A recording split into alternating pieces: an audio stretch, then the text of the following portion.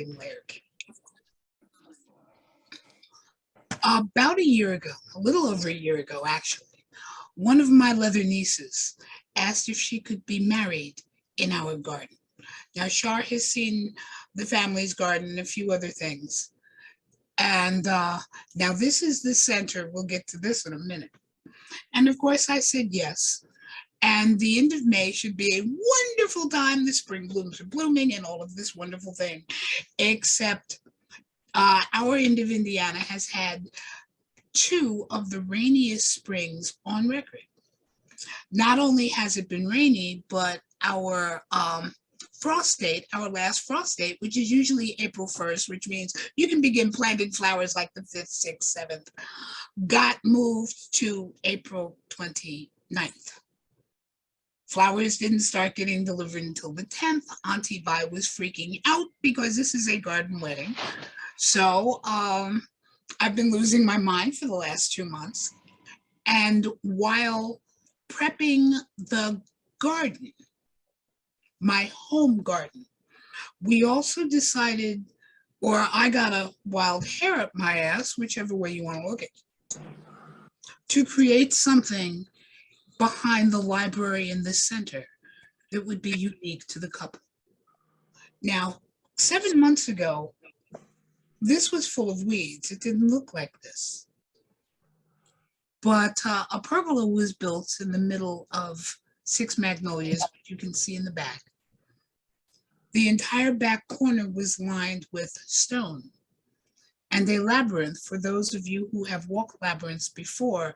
And I'm finding out now just how many people in the leather community actually do walk labyrinths and meditate. But anyway, a labyrinth was created just for the young couple to walk the path. This one is unique because I didn't hear that one. Sorry, my mute was on, or it wasn't on. For those of you who have ever walked a labyrinth, you know there is one way in. You walk to the center in contemplation and meditation, and then you walk out again the way you came.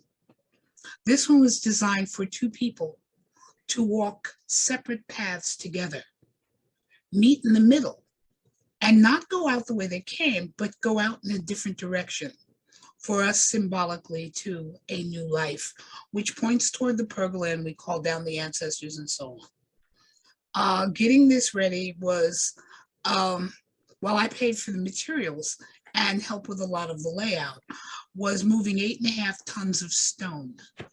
And it was a gift from one of my leather sons, not just to me, but also to the young couple, because he did all the work for this.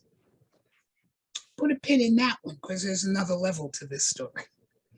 As you can see, if you look in the corner, you can begin to see, in the right corner, you can begin to see the path begin to curve to the right. 2 days before the anniversary of Jean's death, one of my baby brothers, and some of you know him, Rick Newton Treadway, also called Hooker, decided that he wanted to do something to not only remember some of the members of the Baltimore community who have all died in the last 6 months, but to do something to remember Jean. So he calls me up and says, you know, Vi, what do you need for the labyrinth? And I said, well, a couple of roses would be nice. You can see there's one on the right. There's actually an equal kind of eye drop, teardrop on the left. And I figured a couple of roses would be wonderful. I'm old. As a matter of fact, in 2 weeks, I'm going to be 70. In my day, a couple was 2. Now, I realize with you youngins, a couple could be 3, maybe even 4. But when I said a couple, I'm thinking 2 or 3, what Rick sent with 14. Small knockout roses, which have the potential to get much bigger. Now, which is basically what you want them to do. But while my schedule was already backed up from creating this, plus getting the garden ready, there are 14 knockout roses that show up at Robbie's house, which is right across the street from the center. Now, flowers have to be planted. You can't just sort of leave them in a corner and expect them to live.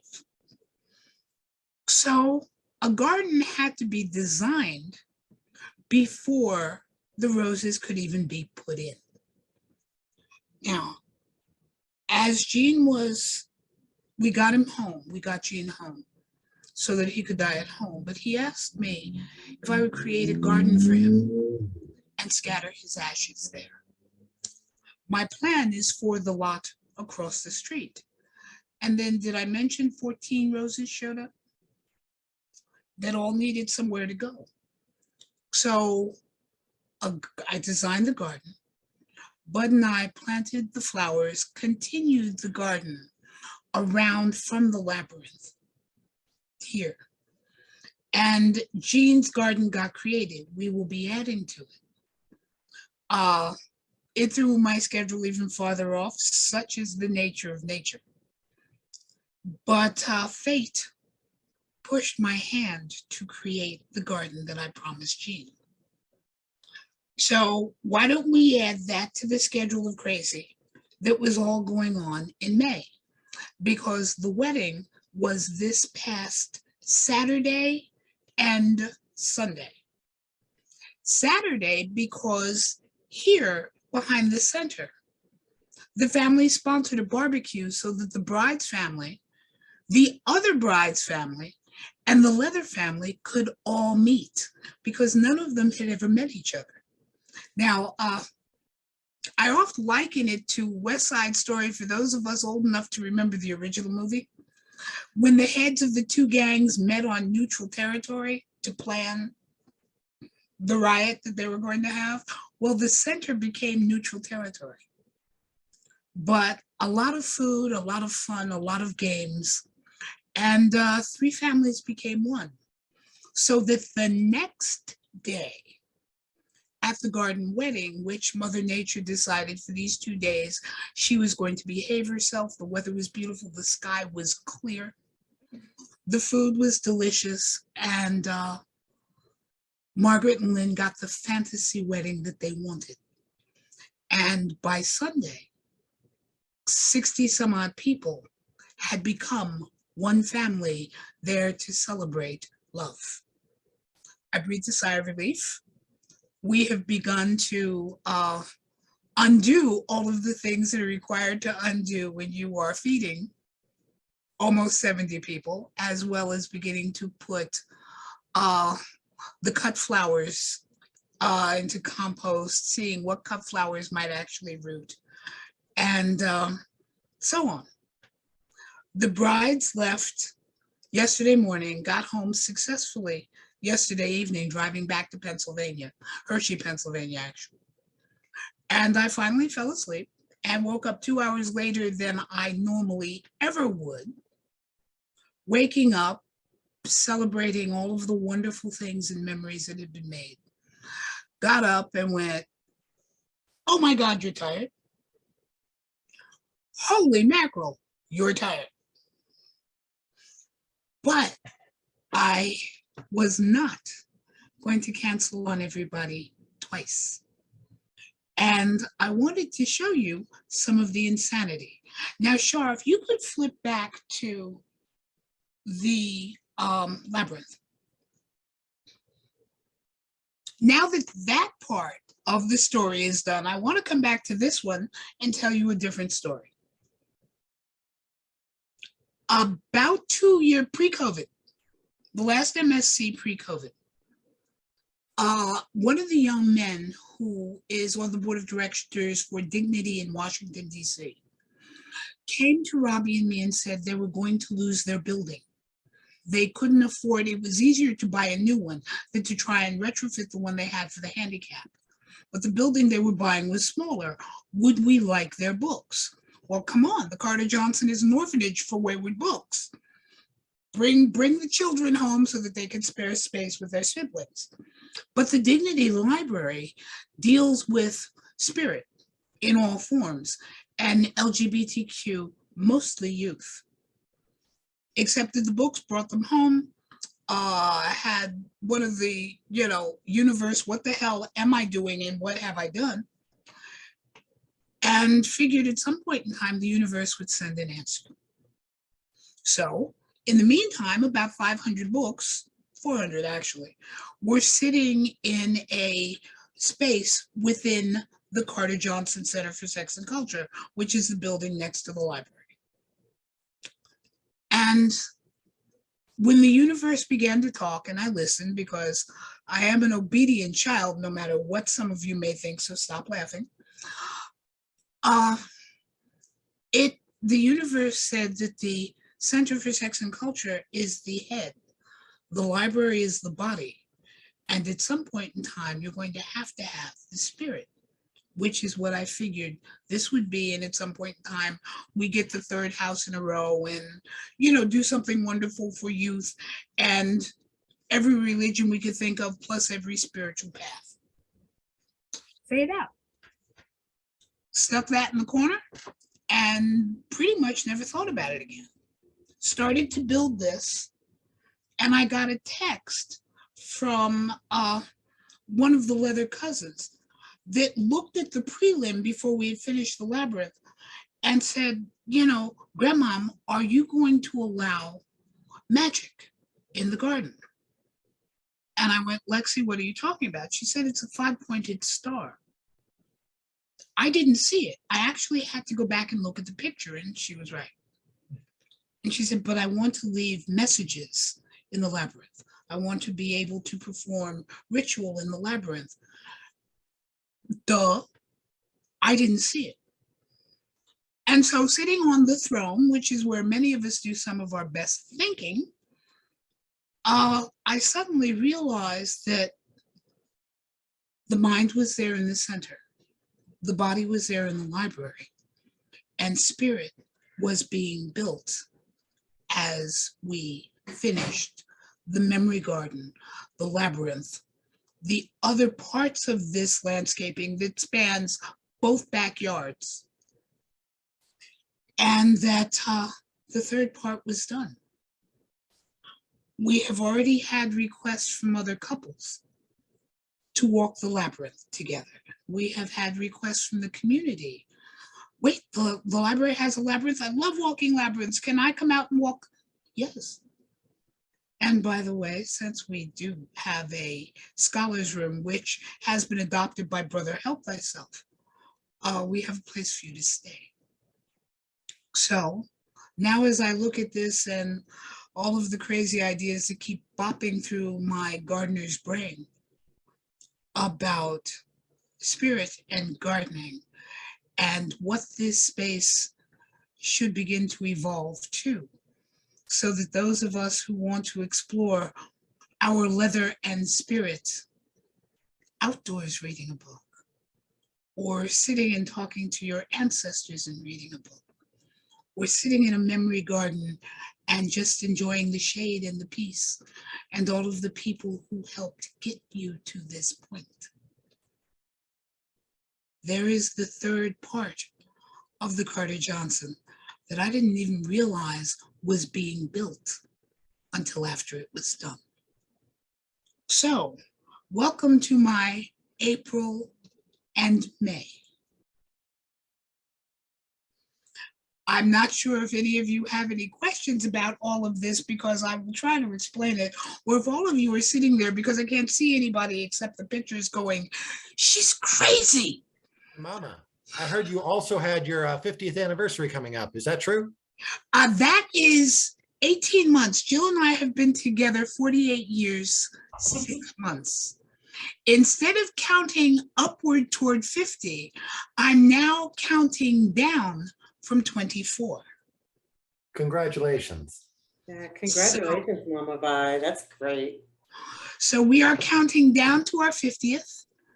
And I've got less than 3 weeks to my 70th, with my body reminding me, you are nowhere near as young as you think you are. Which is fine, because the slings and arrows of old age and the aches and pains that go along with it give me the right to say, that stuff's heavy, I'm old, youngin', come here, pick that up for me, will you? I think that's the right way to go about it. Which I have no problem doing. Now, my teddy bear sitting over here is going, I'm younger. which is true, because if you are as old as you feel, there are times when I'm like 55 and there are times when I'm 240. And all of the ages that span in between. But I dare say, I'm permanently 25. teddy bear, prepping for the wedding, creating this, creating the garden, and finally stopping long enough to look at it tells me that the universe is doing something I hadn't thought about, hadn't planned, which is typical for how I've lived my life anyway. And just do what I'm told, and it kind of creates itself, which is what happened. So now it's getting bigger, and we are getting prepped for more and more people coming to visit to not just read the books in the magazines, but sit in the garden or walk a labyrinth. So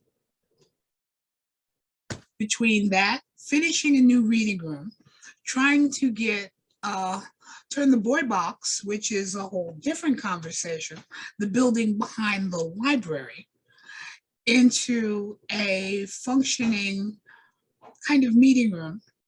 The universe has kept me pretty busy in these last couple of months. So, did I mention I'm tired? But I owed all of you a serious explanation and a view of what the I've been doing for the last couple of months. So who likes walking a labyrinth? I guess that would be one question. Who has ever walked a labyrinth? I have. Daddy, we got one for you. That would be me too.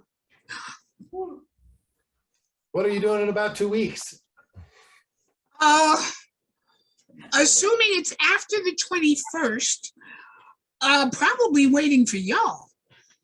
I have a bottle of absinthe for you that's about 100 years old.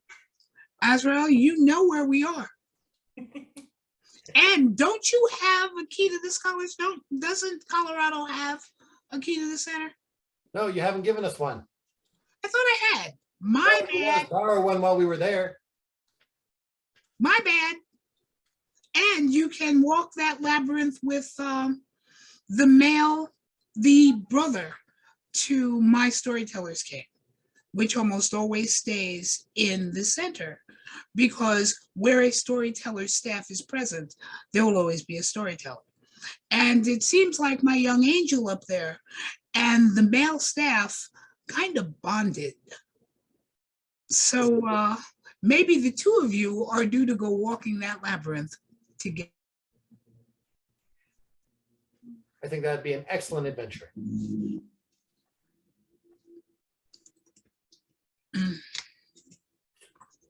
As a matter of fact, I've been so crazy, I haven't had a chance to open one of the boxes that came to the library. So who's curious? Because I am. Do it. Open it. Yes, please. Let's find out either what I bought that I have completely forgot about, which is a possibility, or what got sent, except I don't recognize the address. You know, there's something about unboxing with friends. It's just fun. It would be funny if it was something like laxatives or something like that, something that you bought off of the internet that you didn't remember. Something really personal. Ew. My God, I bought this thing months ago. Getting said book out of said packing. This is a copy of a book called, this is called The Sodactic Zone. I can't remember what edition of this it is. Considering its condition, it's probably going to end up in the rare books room. But the scissors.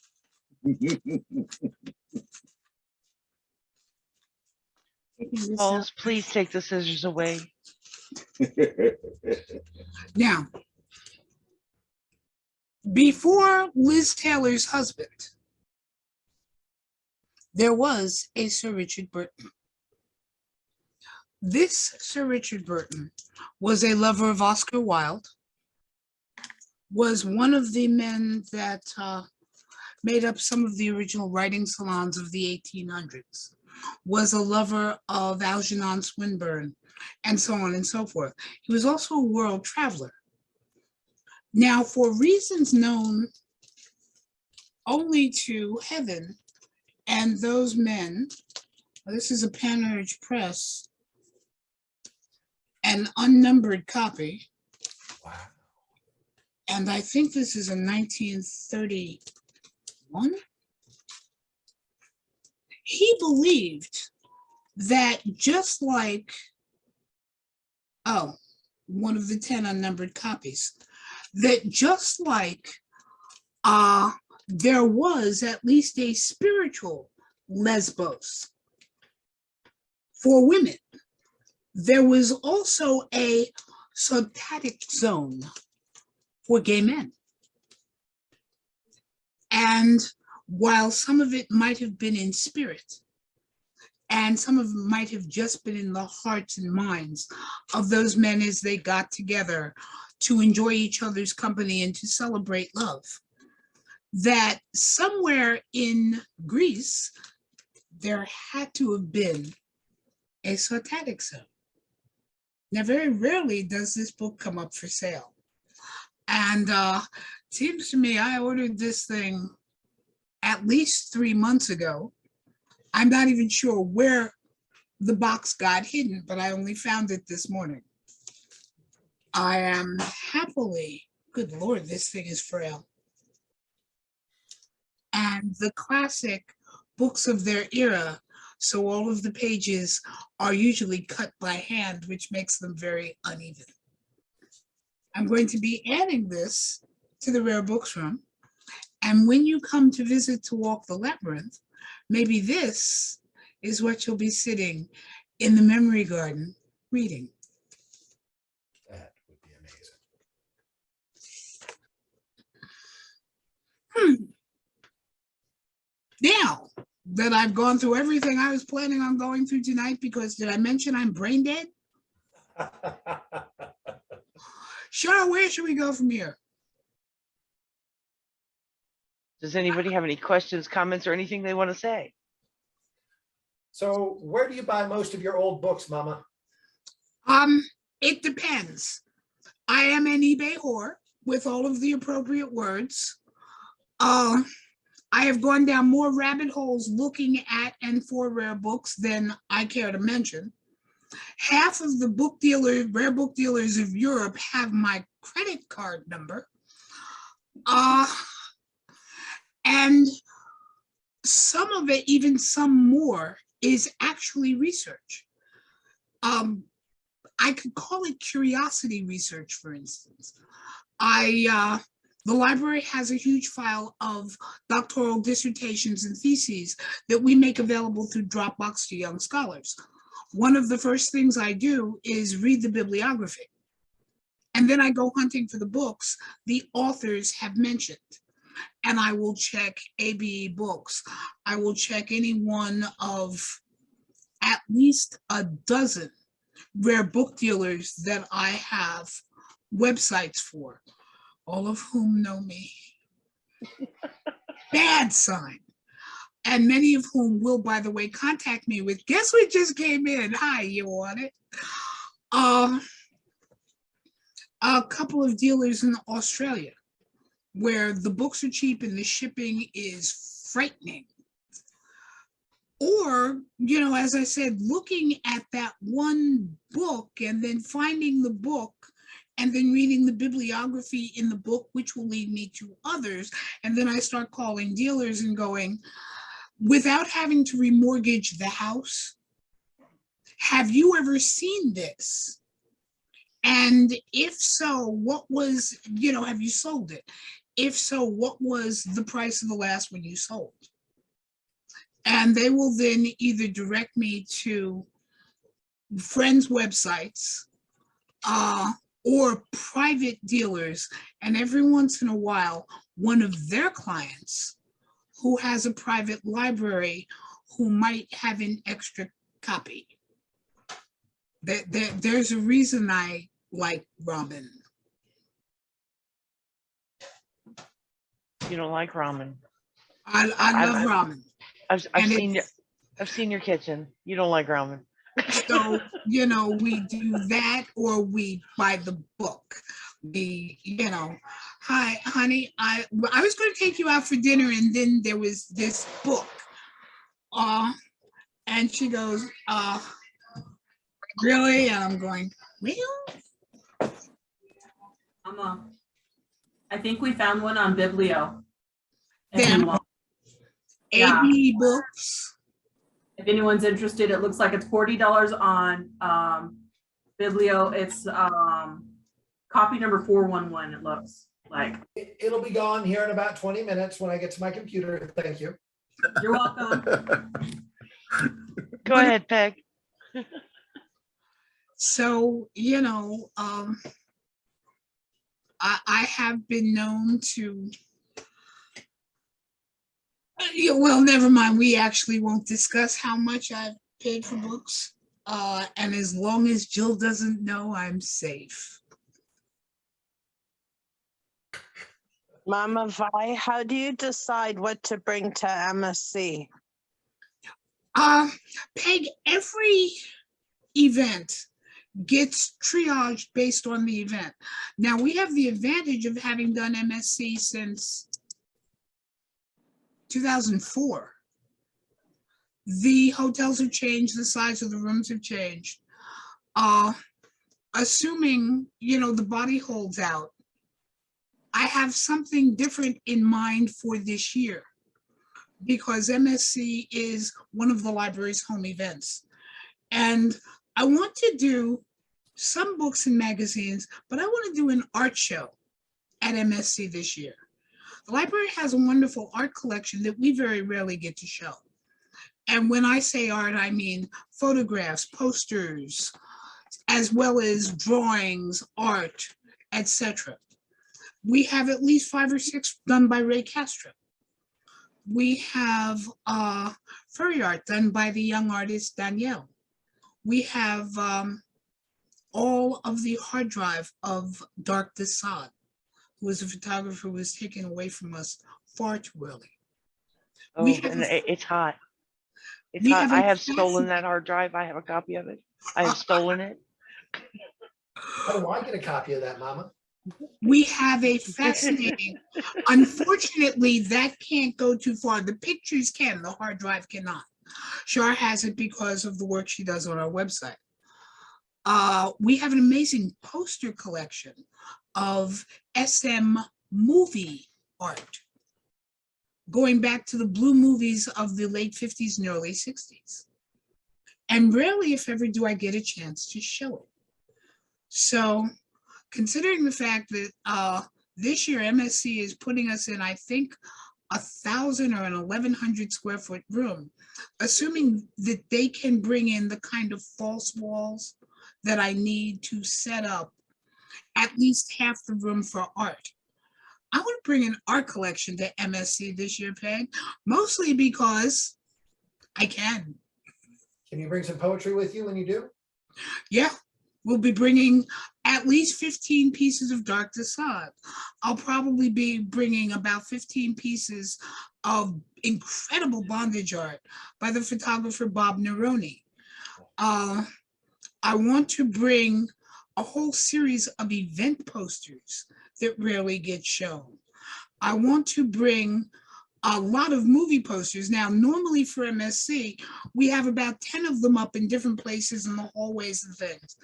And since they're all in sleeves that are double-sided, halfway through the event, Robbie goes creeping through in the middle of the night and turns all of them around. Just for the sheer joy of being able to do it. But well, you've got to feed the boys. I want to bring more of the boot black art. We have some first gen prints by J.G. Brown, who was called the Boot Black Raphael.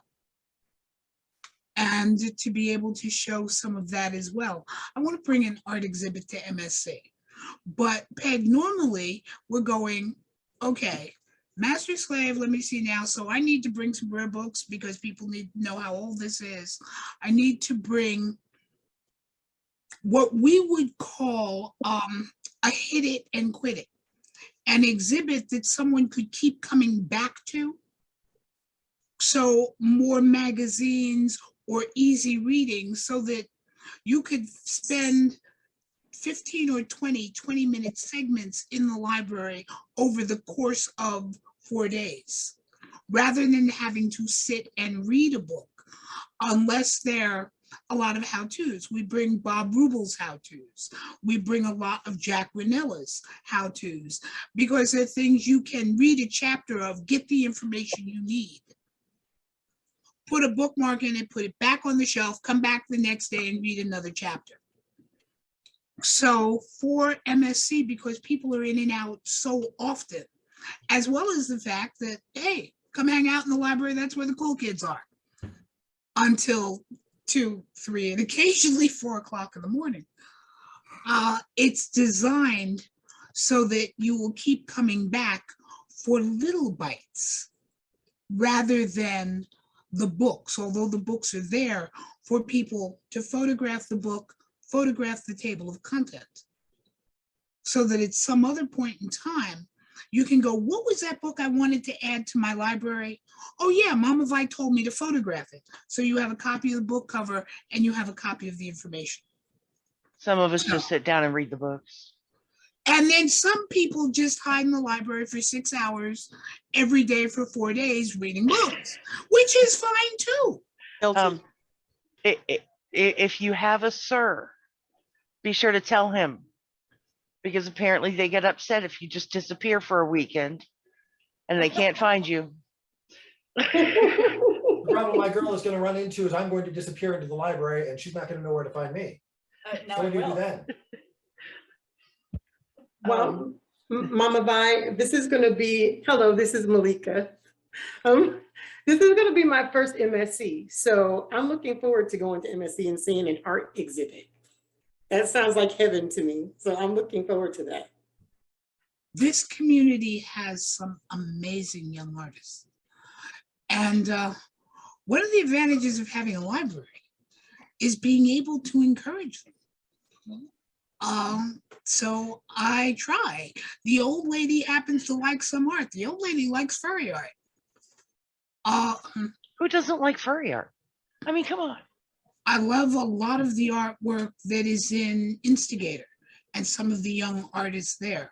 They're hot, they're talented, they are worthy sequels to Drummer. And I love being able to show them. So if being able to say, as some young authors have said, a copy of my book is in the Carter Johnson, well, a copy of my art is in the Carter Johnson. It seems to, as I'm finding out, look great on their resume. I, on the other hand, am going, I have so-and-so's art, I have so-and-so's art, I got a piece, because of course, it's all about me. Avery would like to know how long the library and collection have been in operation and where it is located. Let's start with the easy part. We are located in 2 buildings in Evansville, Indiana. Judson Street, surrounded actually by family, all on the same block. Now, how long the library has been in existence is a kind of tricky question. Do you remember she said something about she was counting down from 24 to her anniversary? It's been that long. The library was incorporated officially in 2010, but I'm telling you, this library has existed since somebody decided that Vi Johnson was the one that could finally tame the Spitfire the rest of us know as Jill Carter. That's when it started. That's when it started, and you will never convince me of anything else. Tom, stop laughing. Tell me I'm wrong. What had happened was Since I guess it's just story night. When Jill and I came out in 73, you do the math, there wasn't a lot to get your hands on. Please remember, all of you youngins, this is pre-internet, when everything was done on paper. Our local newspapers, and yes, there were a lot of scene newspapers, what was considered local porn, the little pamphlets that were only about 25 pages. There were a few magazines that were coming in from Europe, and a few that were fairly well hidden in the United States. Physique Pictorial, some of my gay brothers would know that. Bizarre Magazine, Exotique, coming in from London, Fads and Fancies and things of that nature. Were they hard to get? You betcha. They were gold. They're better yet. For you Star Trek folks, they were latinum. And your mentors would occasionally give you something to read, as ours did. Over the course of years, we acquired about 7 boxes of stuff. And by about 1977 or so, there were a few more magazines. I showed up on the cover of a few. Jill showed up on the cover of a lot of them. That was the way that was supposed to be. And we just kind of saved them. You know, or let me rephrase that. I just kind of saved them. Jill didn't know, thank God. Now, when we started moving around the country, we moved from the East Coast to the West Coast. And it gave me access to a whole different world because more magazines were available and the community was just beginning to change. We're talking 83, 84. And more stuff went in the boxes. A few very early programs from club runs and events. Different local porn. Different newspapers because they were West Coast instead of East Coast. For Jill and me, a greater exposure to the LGBTQ literature because Jill and I were East Coast babies. We were a lesbian couple raised in a het group, Eulenspiegel, by 3 men, 2 of whom were gay. Let that one wrap your head around. But in terms of literature on the East Coast, it was predominantly, though not exclusively, het. Moved to the West Coast and that flips. Now, in the almost late 80s, 87, Jill got transferred to Oklahoma. And those 6, 7, 8 boxes of stuff that I just hadn't culled, because you know, you tend to cull after every move, went with us. And I had used a lot of the things in the boxes for a workshop that I was doing called Leather Show and Tell, where because I'm old and decapitated and lived through a lot of this and knew an awful lot of wonderful people, I could tell you stories about them that were far more personal. So if you wanted to know about Monique Van Cleef, not only would I pass out the magazines and a copy of her book, I could tell you a story about her because she was grandmother to my house, and so on. Think show and tell from preschool. So off we go to the Midwest. And AIDS, which hit East Coast first, then West Coast, had just finished decimating the Midwest.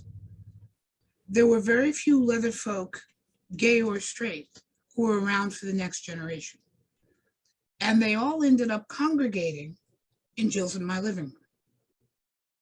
The first weekend after we moved, the Tulsa Uniform Leather Seekers Association was formed. Jill and I were at its charter meeting and our charter members. As both of these groups grew, the Kinklings, who ended up in the living room, and my club brothers, who also ended up in my living room, going through the boxes. And if I had to come back to the East Coast, either for work, because I worked in the motion picture industry, as well as serving, if I went to an event, 3 copies of the program went in the box. as well as 3 or 4 t-shirts because my club brothers would take them off me if I didn't bring them souvenirs. All of that went into the box and the boxes grew. The few leather clubs that were left in Oklahoma were saying, well, wait, Vi, you have a copy of and you have the program for could you bring all of that to a club meeting? So things started to grow and get kind of displayed. And I didn't really think about it until the youngins said that my old stuff was their history. And it was the first time, and that was probably 89, they rang my chimes because I had never thought about it that way.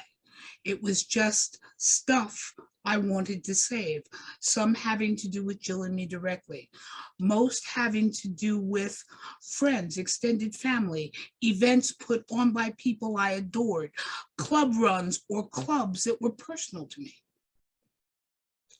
The workshop, Leather History Show and Tell, was getting asked to go more and more places, and you have no idea what it's like to lug a suitcase full of books on a plane and have to get it into the overhead bin.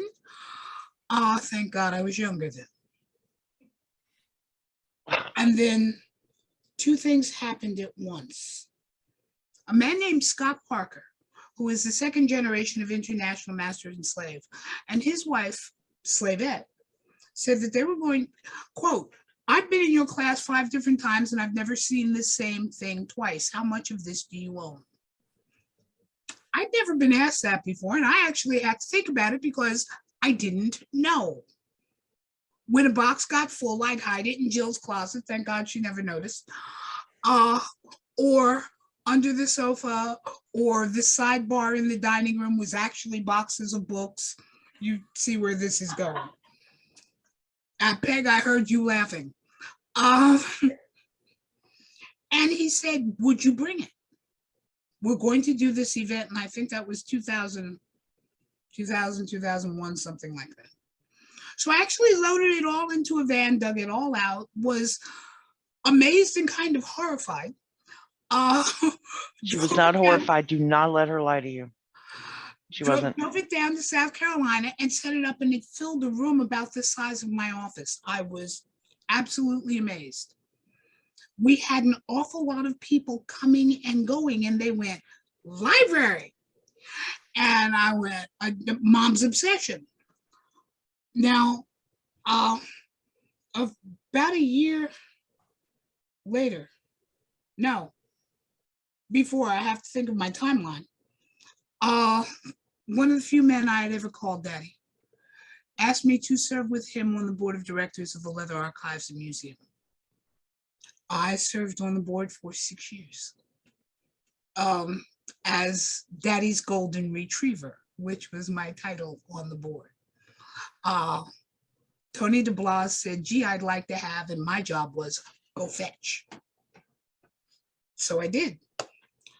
And right after setting this up and then taking this down from Scott and Vet's event, I sniped a man for a book and found out that he was a book burner. I'm not going to get into what I think of book burning because all of you are too young to have your ears singed by the tirade that I will go on. And right after that, about a month after that, actually, I was down at Southeast Leather Fest, and I ran into a young man who had had a book burning in front of his store. As in hosted it or witnessed it? As in hosted it or witnessed it? It happened right in front of him. Okay, so witnessed. Okay.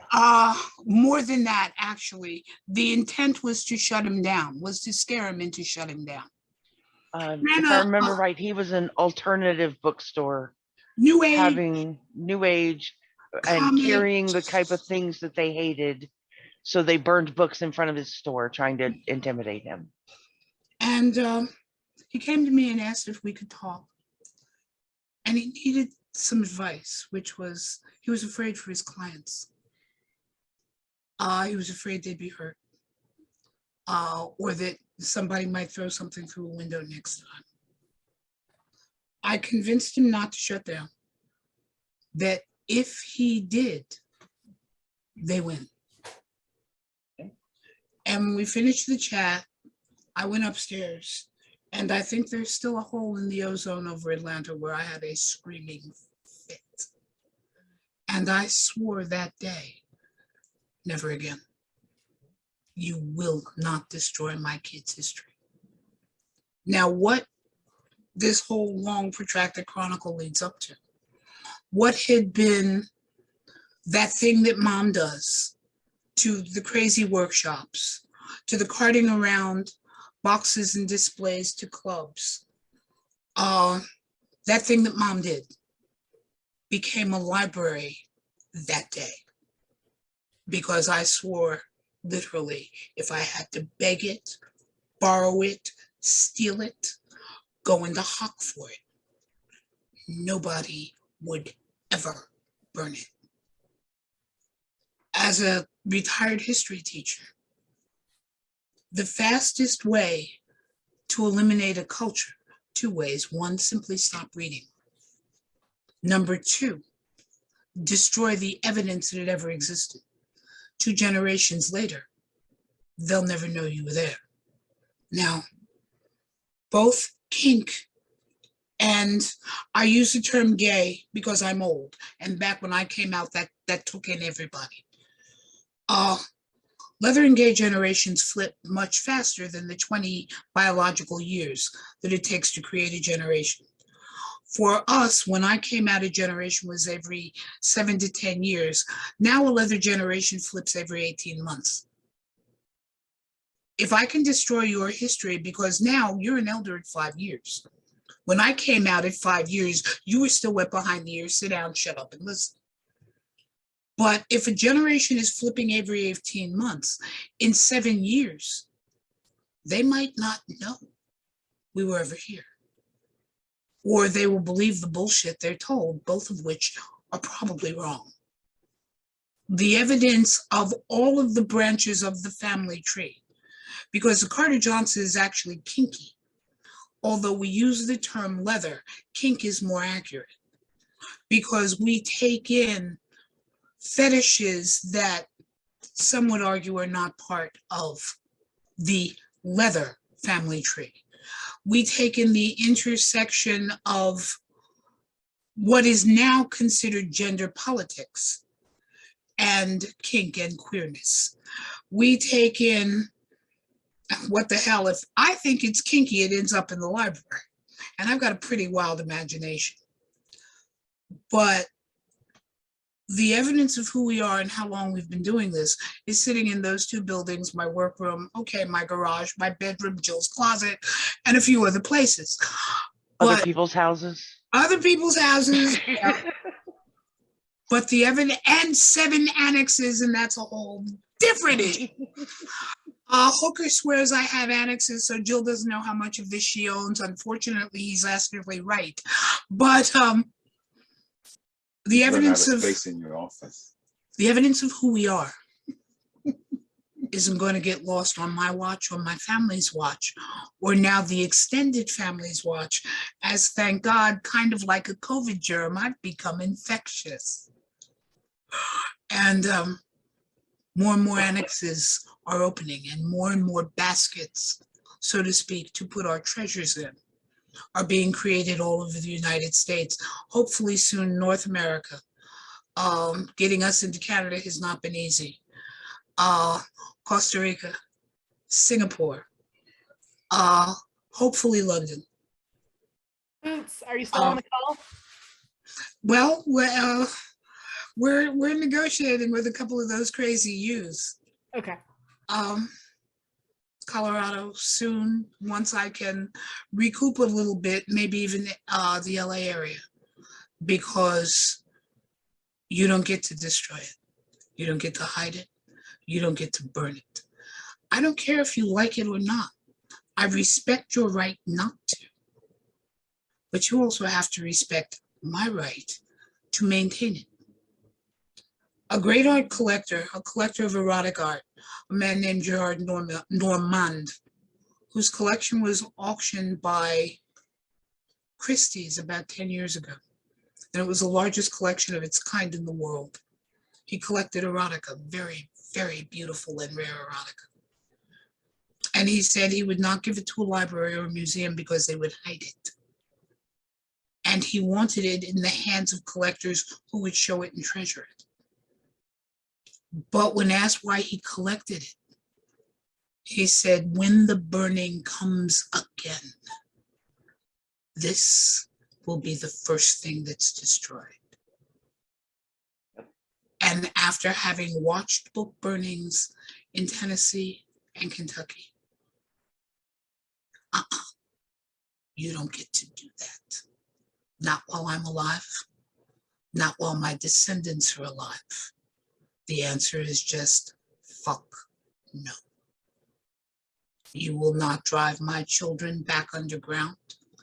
You will not convince my grandchildren that they're sewer rats who are better off dead because there is no history of them. Well, there is. It's a long and wonderful and amazing history. And you will never, ever tell them they come from nothing. The library is full of it. And by the way, I'm getting off that soapbox. Come visit. I just got back from the annex in Costa Rica and I met the ladies down there and they were so hungry for knowledge. Their community is so small and the leaders of it are good leaders, but they do not have a female point of view. And so when we brought down some books, they were like children at Christmas. They were so excited to have them and to read them, and they'd already started reading them. And it was phenomenal. So it's alive and well in San Jose, Mama. When April was part of a pilgrimage down to Costa Rica, sponsored by Tony Celine, who is the library's senior scholar. We've been down for 5 MSCs ago. A skinny young thing that I didn't think was legal to be in the event came wandering into the library with this lilting Spanish accent. And we had a lot of trouble getting rid of him. He was there most of the 4 days. And when we finally got to talking, he said, I wish we had this where we are. They had a very young group. And I said, so, where are you? He said he was the first to come up from Costa Rica to be at a master slave event. And Robbie said, so how big is your suitcase? And I went, oh, here we go. So he came down with his tote. I said, everything that you were going to put in the tote, put it in the box, ship it back. Tell me about your group. And by the time he was ready to leave, there were probably 30 books in his carry-on. And that was the beginning of the Carter Johnson in Costa Rica. So every time he came back to an MSC, he just emptied the suitcase and we'd fill it with more books. But they are mostly how-tos because that's what the group needed. And then I talked to a couple of writer friends. I called Raven and said, Raven, so how many books have you published? And he laughed and I said, here's the address. Ship one of everything you've published and just send me the bill. So he did. I asked a few other authors to do the same.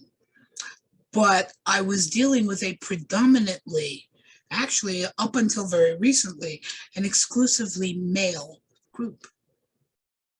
So now that there are more hens in that rooster nest, when he comes up for MSC and a few of the women are coming with him, looks like we're going to have a couple of suitcases to load. And that's what we do. I did have a special request from the ladies at the Costa Rica group, Mama. they did not realize that you had written a book. And I told them about said book. And now they want a copy. Lil, I know. I should have brought mine, but I didn't. we will figure it out. You So, got the address, we'll mail it. Yeah, I may have to come to MSC just so you know you can move, because they will not get enough of you. I'll tell you that right now. Well, considering the amount of trouble I am about to get you into, you're due on your next visit up to spend less time on the Harmon letters, and that is a treasure trove that is in the library. That is an intersection of sexuality and anarchy that goes back to the 1870s. True sexual anarchy, as in the Kansas anarchist movement, because I see Tom going, too long a story to explain. But we have been given, Will, all of the paperwork from Brother Help Thyself. We have 40 years of records we need to get digitized. And we're about to be gifted a serious digitizing machine. But we have also just been given the paperwork by an old and dear friend of the law case of Nitke versus Ashcroft. It is a seminal case for this tribe.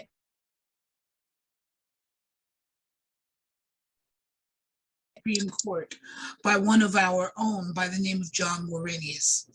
He was the lawyer who wrote the briefs and challenged Ashcroft on freedom, sexual freedom over the internet.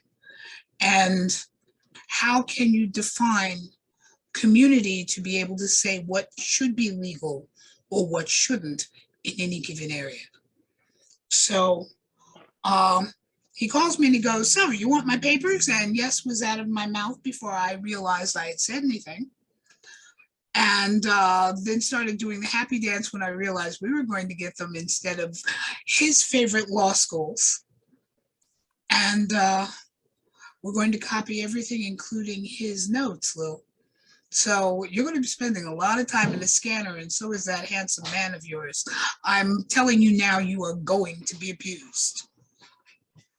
And the right to put all of that in files that will be accessible to scholars and lawyers.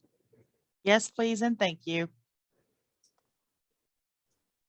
So, since Boston wants to be the annex that deals with all of the legal cases, we're going to be giving them an awful lot of paperwork.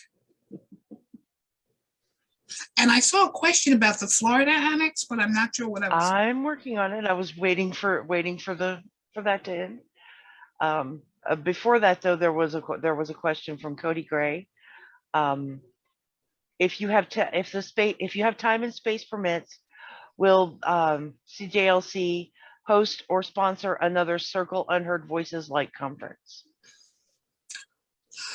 My best offer is possibly. I am hoping to turn the idea over to our next generation. For those of you who are not familiar with the conference that the library did last February, I wanted the library to do a one-day thing, and I wanted it about topics that normally weren't covered at standard leather events.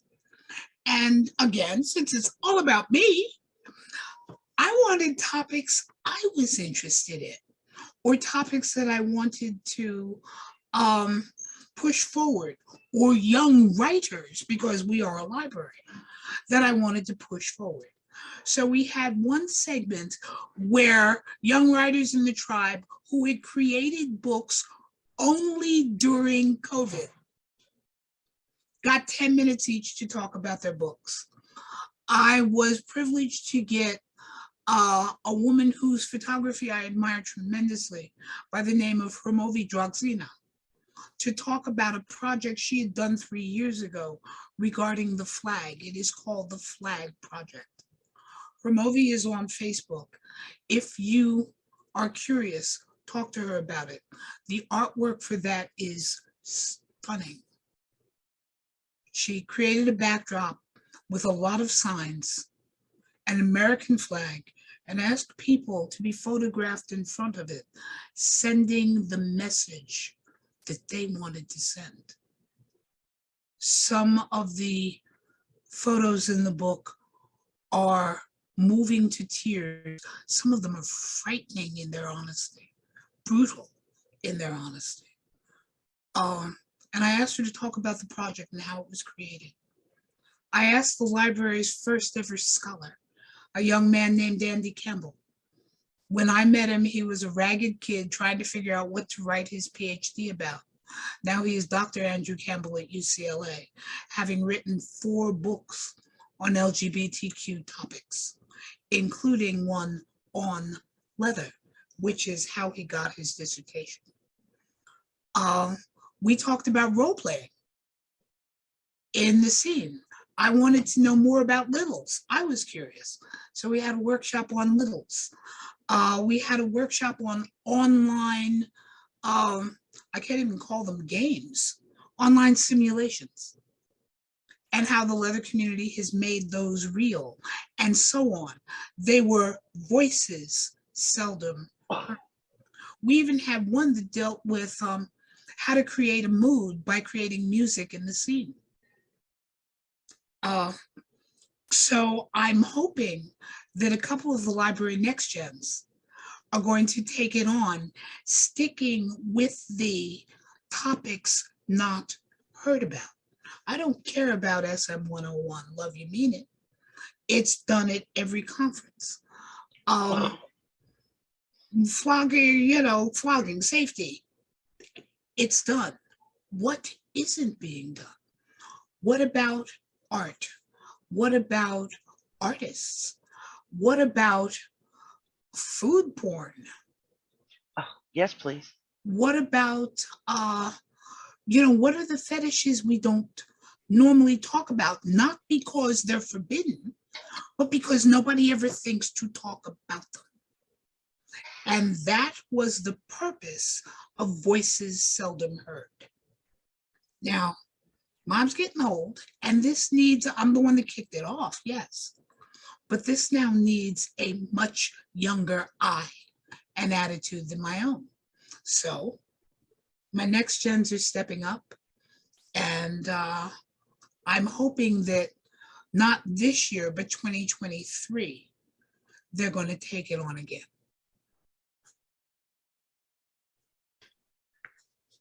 Kinky Legos, there you go. Legos.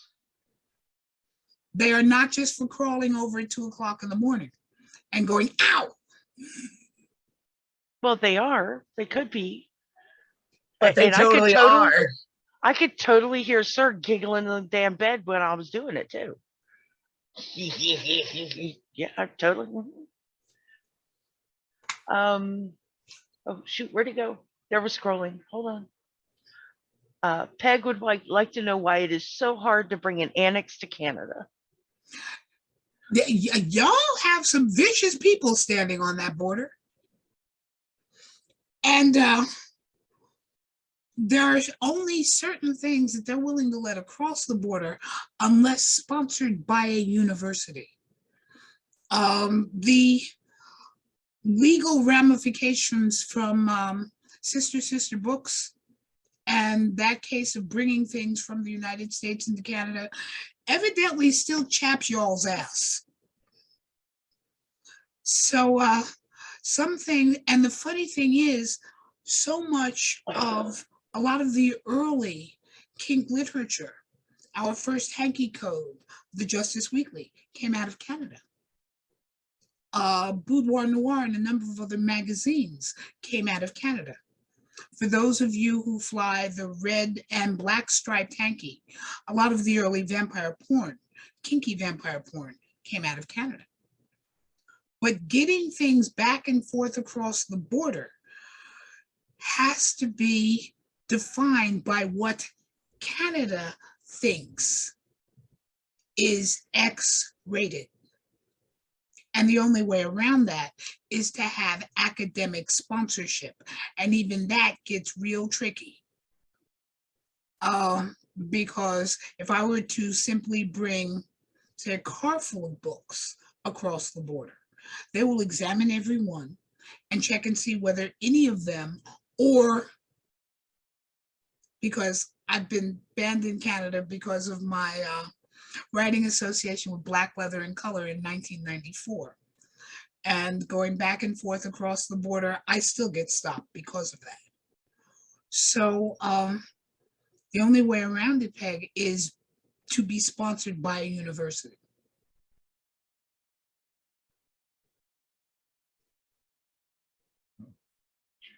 Apparently Canada as a whole, not individuals, because I've been to Canada and they some kinky motherfuckers up there. I met them. I am not sure how they have these rules and laws, because I've met them people and whoo. I run the Calgary Whew. Book Club in Calgary, Alberta, and have since 2006. And in fact, Mama gave us a book at our first MSC. It is one that unfortunately we're more of a how-to book group, and the one she gave is definitely not a how-to book. It's a very old padded leather type one that we're very proud to have, but I think is probably not getting the attention it needs up here. But we've got about 500 titles in a mix of things, and it seems to chug along fairly consistently and quietly. And we head out to a kinky book club, or sorry, a kinky flea market twice a year and bring everything out. And we usually get 2 or 3 new members each time. Awesome. Now, sure, that Florida question keeps getting pushed back, whatever it was. I don't think it was a question. I think it was Bliss said that that she was just at the Orlando Annex 3 weeks ago and was at the picnic in Evansville on Saturday. Thank you for what you've done for us and those to come.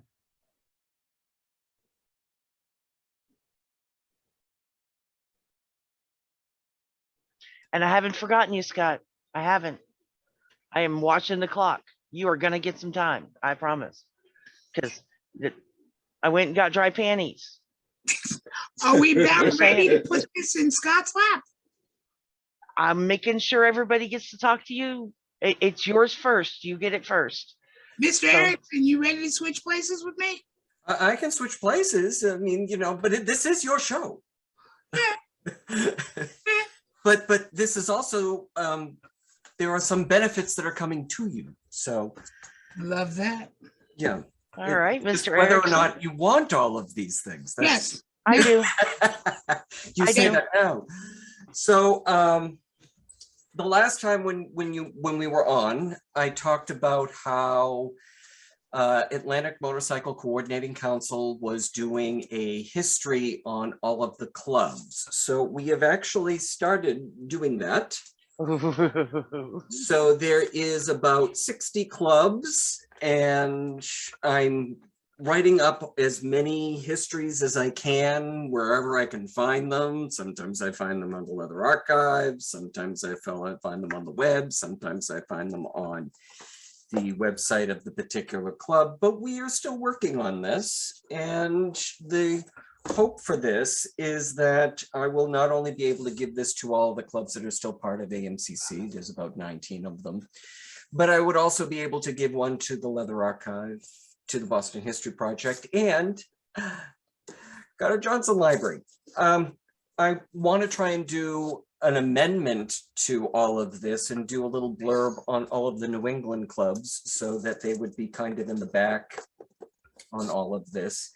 So that's what's happening there. Things are moving along.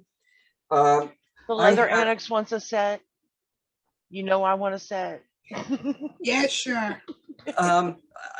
I can get anyone a set, really, quite frankly. They'll go to all the annexes, so that's not a problem. There are some things that I have been pining for from 3 different people. One of them was from Jim Maciel, all of the pictures from all the leather events that he's been leather contests that he's been taking since I believe 1989. So every single leather contest that has happened in New England, he has pictures and videos of. So that's one. The other one is Glenn Poulin, who was one of the early photographers for Bound and Gag magazine. And he has a full collection of all of those original photographs that were at the beginning of the Bound and Gag magazine, including my photo shoot that was in there. That's another one. And then the third one was Terry Marzelli's overleg.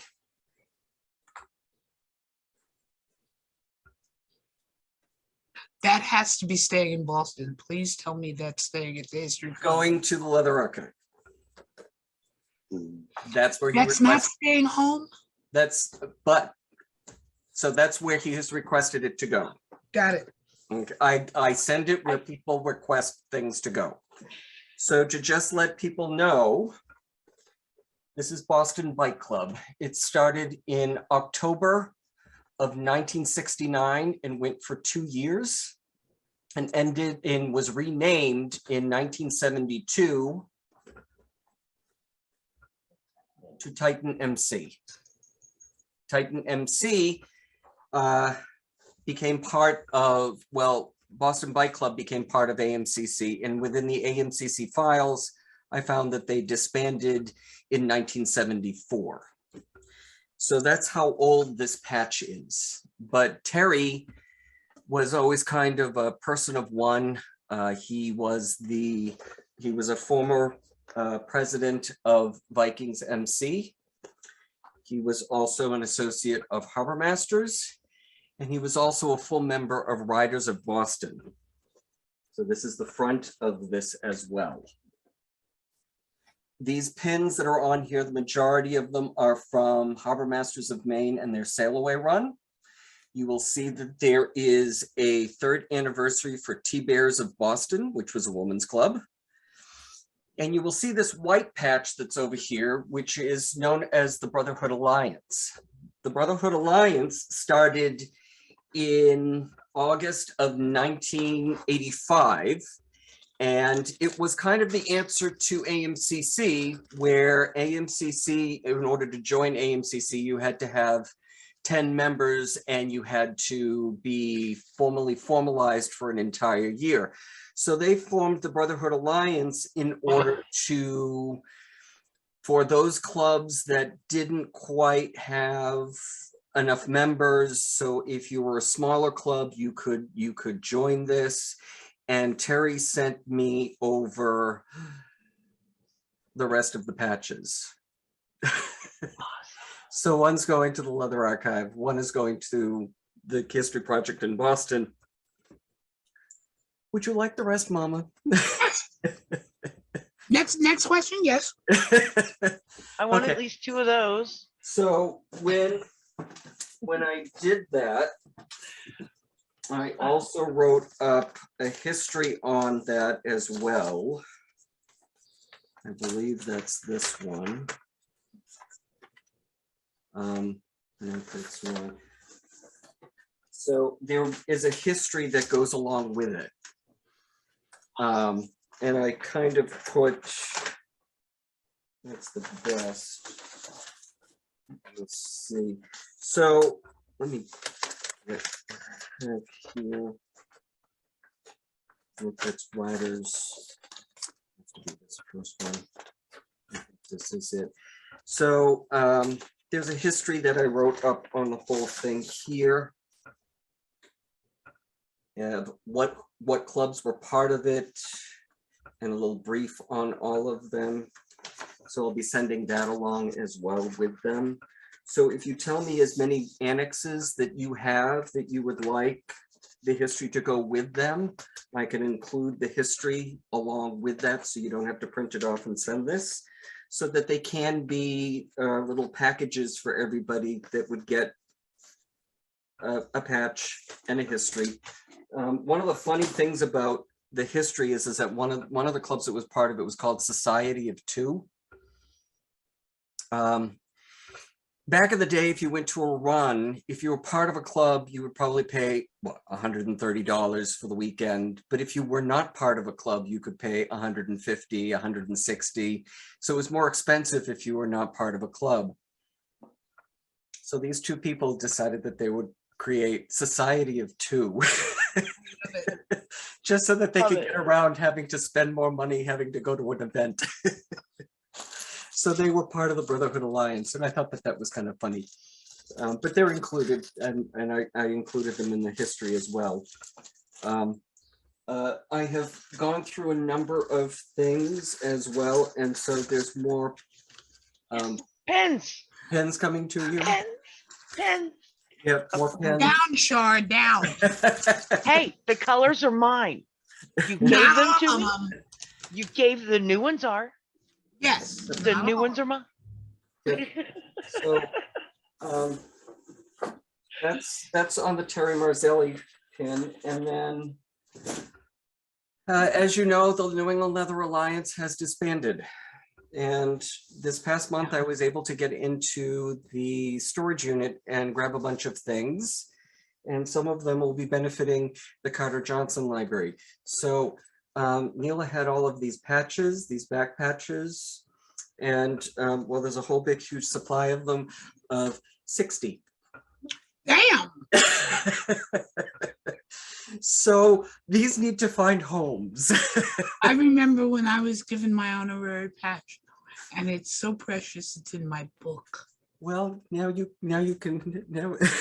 I'm now other ones good. have a precious one too. I'm good. So you don't want these? Yes. Yes. Oh, okay. Yes. I'll back them up, because then I can send them to the annexes, and when we actually get 60 annexes, everybody will have one. Yep. And then there's all kinds of Neela pins. Yes. There's probably about 70 of these. Yes. All the things. The other stuff is downstairs, and I'm not pulling it up because there's just too much of it. Oh, that makes sense. Neela had a number of banners.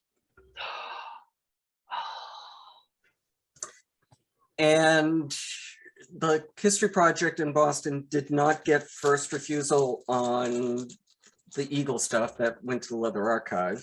So I'm going to give them the first refusal of what they would like. I'm sure they're only going to want one, maybe two at the most. And then I was going to contact Leslie at the Leather Archive and see what they're only going to want one, which means that there's another 8 or 9 of them that need to find a home. She's not here to stop me. I volunteer. So if she doesn't want them, I do.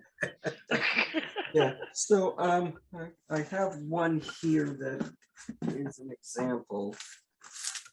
They're not very nice banners. They're the vinyl banners. Yeah, they're the vinyls. We roll those. We roll those, stretch them out, leave them in the sun so that they can soften up, and then we'll roll those around cores. Yeah, this has been through the war and back. It got dragged to every single Pride event around New England. But that's really what I have. For anybody who is new here, busy 2 months. and doesn't know Scott, Scott is one of the most amazing people that Vi Johnson has ever introduced me to. Okay, because Scott gathers up every ounce of history that he can find within like 200 or 300 miles, I guess, of himself, and himself wherever he's at, not just where he lives, wherever he's at. And he takes it and he brings it all home. He sorts it, he catalogs it, he makes sure he knows what it is, he finds the history, he writes the history into ways that are just friggin' awesome and easy to read and understand, right? And then he goes, great, this is awesome. Where am I sending it? He is a Carter Johnson storyteller. He collects all this magnificent stuff, and then he feeds the LAM, he feeds the Carter Johnson. He has started feeding me, and for those of you who don't know me very well yet, it's Carter Johnson. I'm like mini Vi. I just have a sir that doesn't ignore the fact that I collect things. So I have to be a little sneakier than she is. And he's not here right now. You are a Carter Johnson. It is an obligation. He is a Carter Johnson. I am something else because I accept leather and the Carter Johnson does not. We accept it. That's what I have you for. Yes, no, the Carter Johnson does not accept leather. You are a Carter Johnson. Shar accepts leather and pins and patches and she's a Carter Johnson. I am. So where do I send these things? Do I send it to Char? Do I send it to you, Mama? Me. It has to come here to be cataloged. It has to go to her first. Okay. I'll get it in October. Okay. Effectively, yes. All right, then I will do that. I don't know when I will get to it. Hey, sir. But it's here, and you know, there could be more coming. So all good things are yeah. worth waiting for. Also, your Boston Annex made a request for historic T-shirts because they wanted to make it into a quilt. So they got about 10 T-shirts from me. One of them was actually a Paddleboro T-shirt. So the Paddleboro will be part of that. That actually came from the Neela coffers when I became part of Neela. That was part of it as well. Boston is one of the places where the Carter Johnson has an annex. Yeah. It is, they consider themselves the rebels of the Annex family, or the revolutionaries, depending on who's telling the tale on any given day. When I did their logo, it was the revolutionaries, and I got told it was not the rebels, just so you know. I don't know who I was talking to, but just that's what I was told. I'm helping. I like the revolutionaries. I think that's good.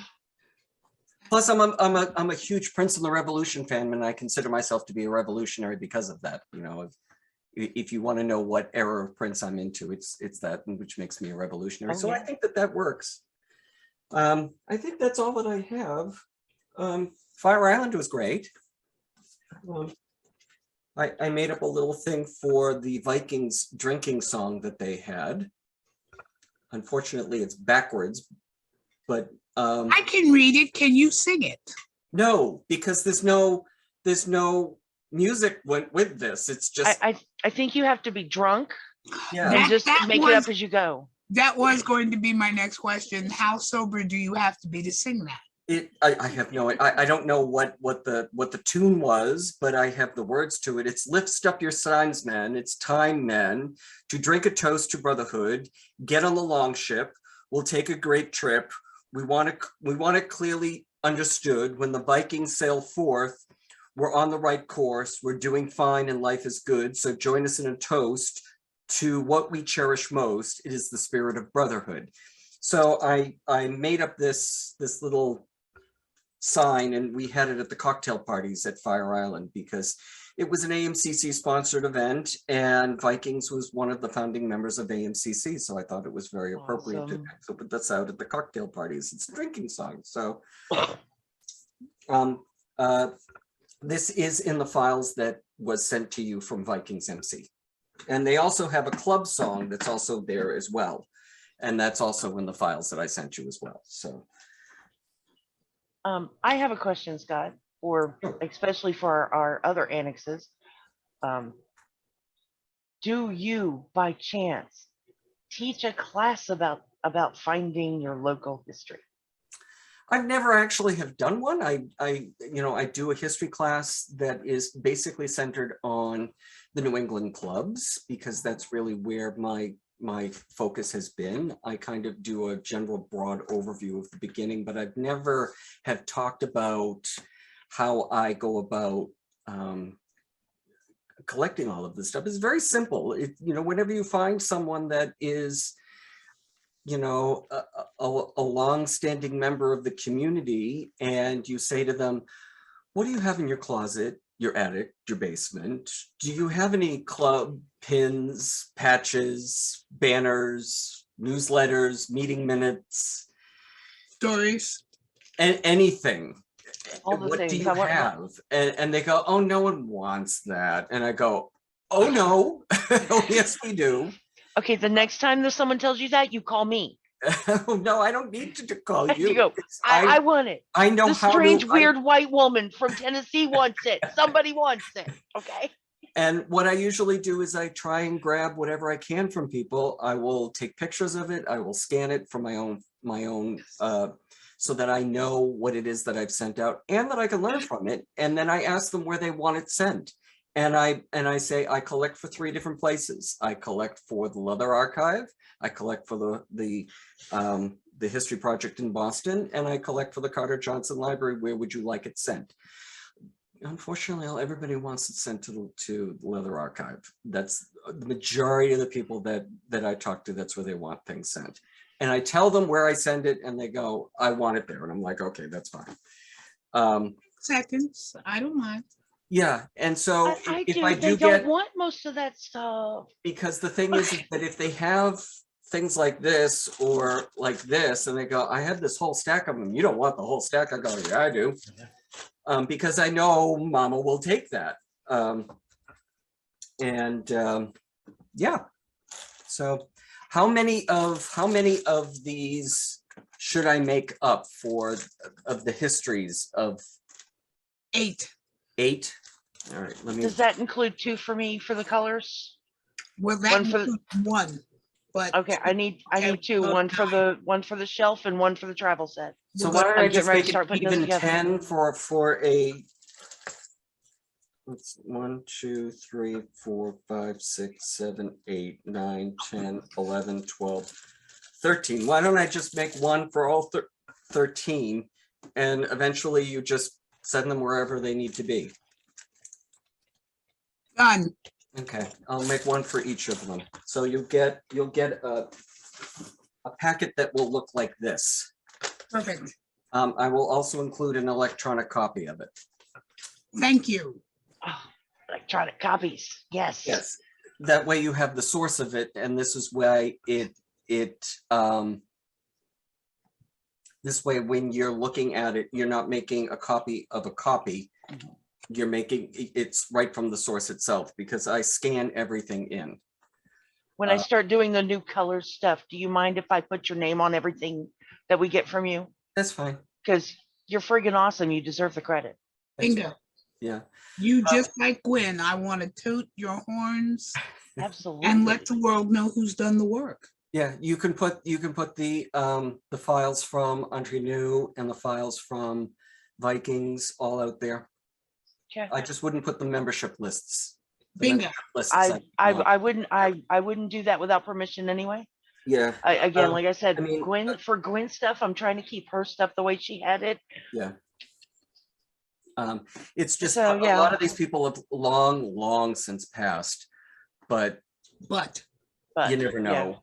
Yeah. And that has to be respected. Yeah, and A membership list I would never put up. The contestants I would argue about. A membership list, never. Right, because the membership list will include phone numbers and Oh, absolutely not. No. They do. Sorry. So, No. yeah. So that's how I go about doing this, and I talk to people of what they have, and once I know that they have them, I always keep them on the radar, just like Terry. And I sat with him for about 4 hours asking him all sorts of questions, which he was really not very forthcoming with, I'll be absolutely honest. And then by the end of that, he went, well, let me just send you my overlay because I'm really never going to wear it ever again. And I went,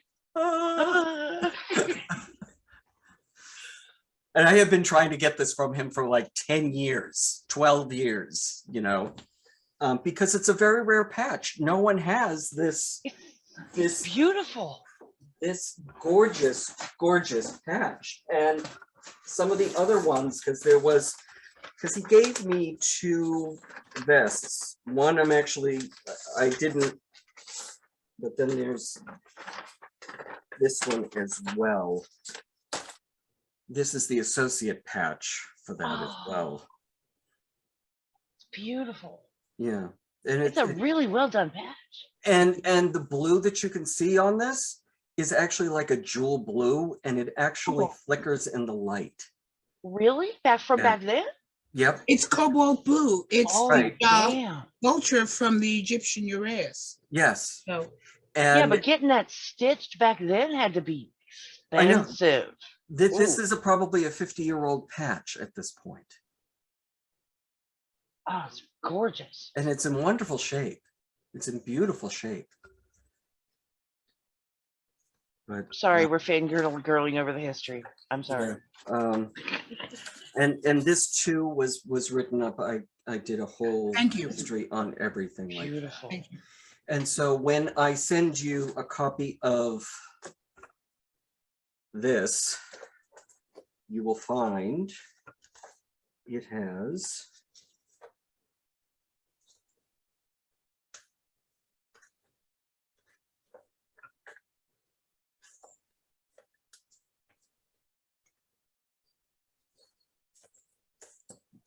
it's in there. Wow. That's awesome. I haven't been able to update everything that I have since last, but you know,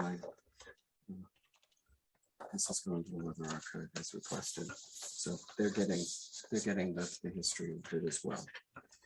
And, I also have his Riders of Boston. Cool. Yeah. If I get another one of these, if I wind up with another one of these, it's coming to you because the Leather Archive will have one. The Boston History Project now has one, and whatever is coming along will come to you. So even if they say it's going to the Leather Archive, I'll be like, no, they already have one and they won't want it because they don't want to. So anything else that comes to me from them will come to you. Awesome. Including multiples, because I know that you have multiple places to place things. So Many babies to feed. yeah. This was the history on Terry. I have. Oh no, this is the Brotherhood Alliance. This is the one that I have for Terry. I think this is Terry. I have his full bio. And that's everything for him of where he's been. And then a history of clubs. Bravo. So Harbor Masters is also in there. Here's Brotherhood Alliance. There's AMCC. There's T-Bears. T-Bear. Yep. So all of this will be in this little packet as well. So even though you may not be getting the vest, you will be getting a copy of all of the pins, All good. all of the patches, All and, good. everything that I have, because I share the information. The only way people are going to learn about these things, you know, it's great to have the Leather Archive, it's great to have the Boston History Project, but to be absolutely honest, when things go there, they kind of disappear and you never see them ever again. And if you want to learn about these things, then you have to go there and you have to kind of know that they're there. And if you don't know they're there, how can you read about these things? So part of the reason why I scan everything, and including all the meeting minutes and everything like that, is because I can put them into the Carter Johnson Library. I can put them in the History Project.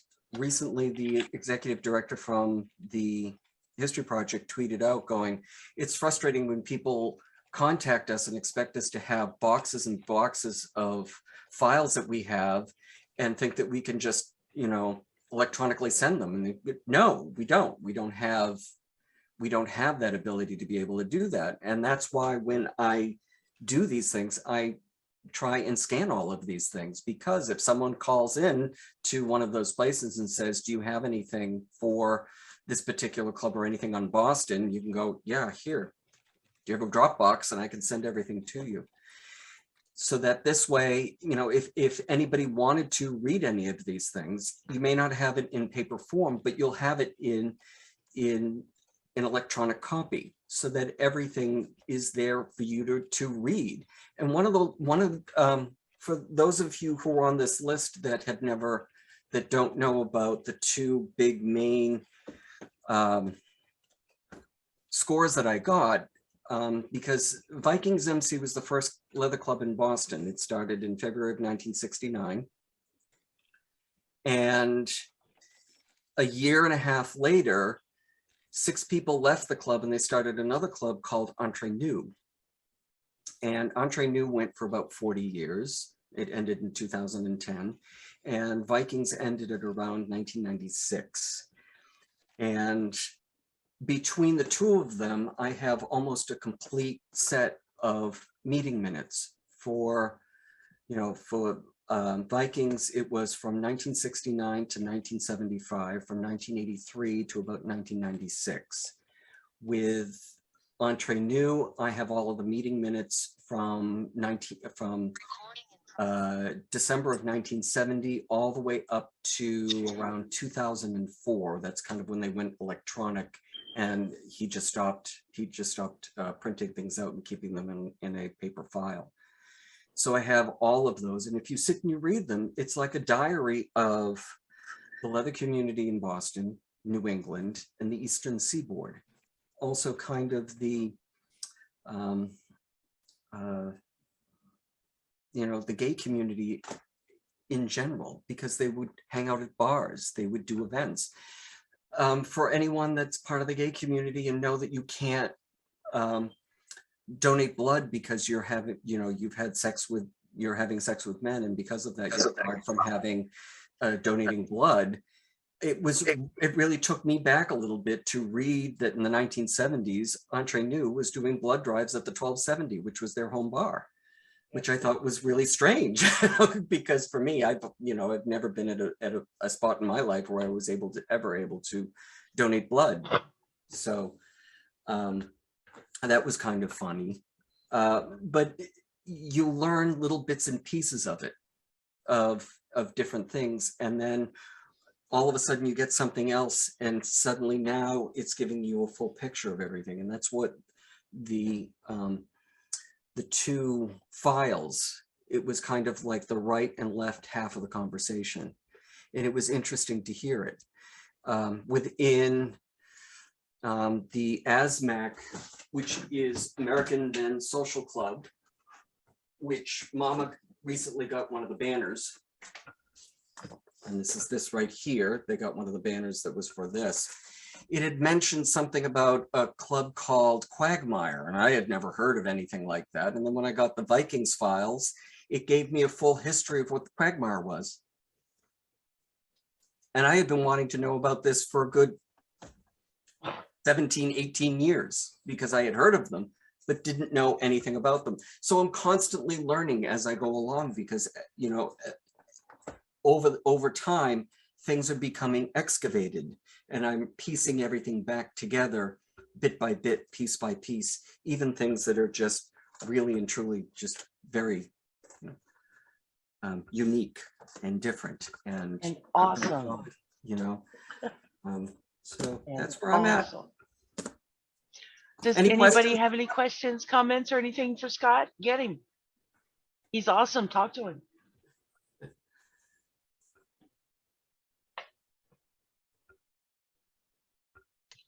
Just a big thank you, Scott, for everything you're doing. Absolutely. Do you ever come across patches and things kind of in the wild, like at flea markets, thrift stores, auction houses? And if so, do you have like a guide of things that you look for? I don't really go to those places. So, occasionally you'll see things that will wind up on eBay, and then they wind up on Reclaiming Our History. And if it's a decent enough price, someone will snag it, There was one that was an MAL pin that went out that someone posted, and before anybody had a chance to snap it up, I did. It was only $20. I had $20. Why not? And now Mama has it. It went with the rest of the pins that I gave you past. So, April, one of the reasons for the creation of a phenomenon from Sir Gareth and Toy called Reclaiming Our Leather History was so that we would be aware that a lot of things, a lot of pieces of our history are beginning to show up in garage sales, in secondhand stores, and on eBay, because now almost two full generations are now gone on to be leather ancestors. And the families don't always know what to do with their things.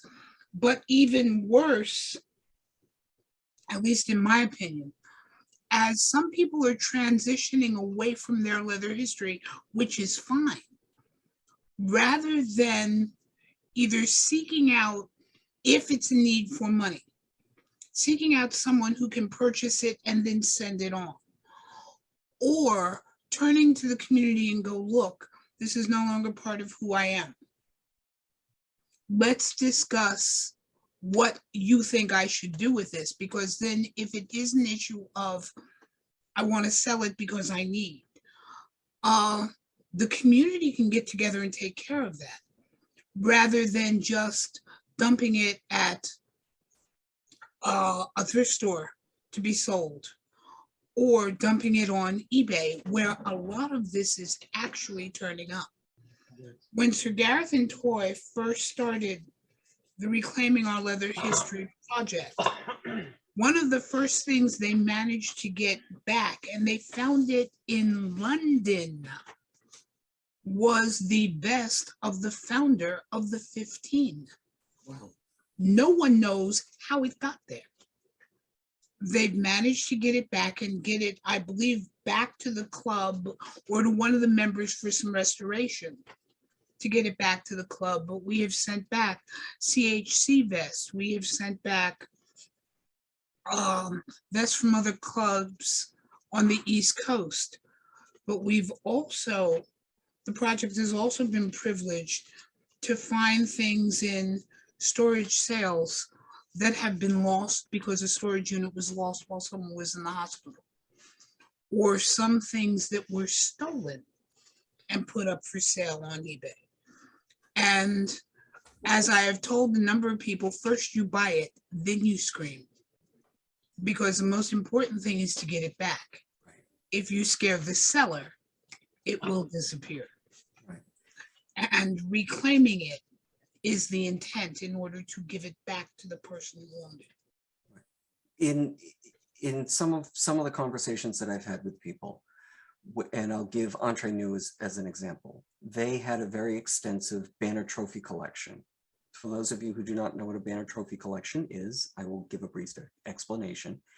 When you went to a run, if your club was the most participant, took the spirit of the whole club, the whole weekend, participated in the games, hosted a cocktail party, and really got into the spirit of the whole entire thing, you were awarded the big banner, the big prize for the weekend, which was the host club's banner. And then you would go back to your home bar and you would put all of these banners on the wall of your home bar. Recently, the Carter Johnson Library got a couple of them from the Vikings MC. But between Vikings and Entre Nous, between the two of them, they had upwards to 30 banners each at their home bars. In the early 90s, Entre Nous took down a lot of those banners off of the wall of 119 Merrimack, which was their home bar, so that they could be cleaned, repaired, even replaced, and they put it into a storage unit that belonged to a member, and the member unexpectedly died, and everything was lost. So when you sit and you look at the banner trophy collection from Entre Nous, which is now at the History Project in Boston, there's only 5 of them left. Everything else is gone. And there was some really rare banners that were part of it. Like Globe was part of it. And you know, I would have died to have seen these banners, because there was just some of them that were just such rare clubs that you just don't see anything from that were part of this collection. But they listed everything in their meeting minutes that had been taken off the wall, and it's within their meeting minutes. So we know what was part of the collection at one point. But this is where, when you have clubs, sometimes it can be a difficult thing where people put things in storage units, or they have things in their home, and then all of a sudden, out of the clear blue, they die, and the family doesn't know what to do with these things. And it just, and when you sit and you look at some of these things, they're in really, really ratty, disgusting, and they stink. The stuff that came off of the wall of the Eagle that belonged to the Vikings MC, I had to put out into the carriage house. My husband wouldn't let it in the house. It stank. It was moldy. It smelled like a public bathroom, mold, musty basement, and Freon. It smelled like a leather bar. Smelled like a leather bar.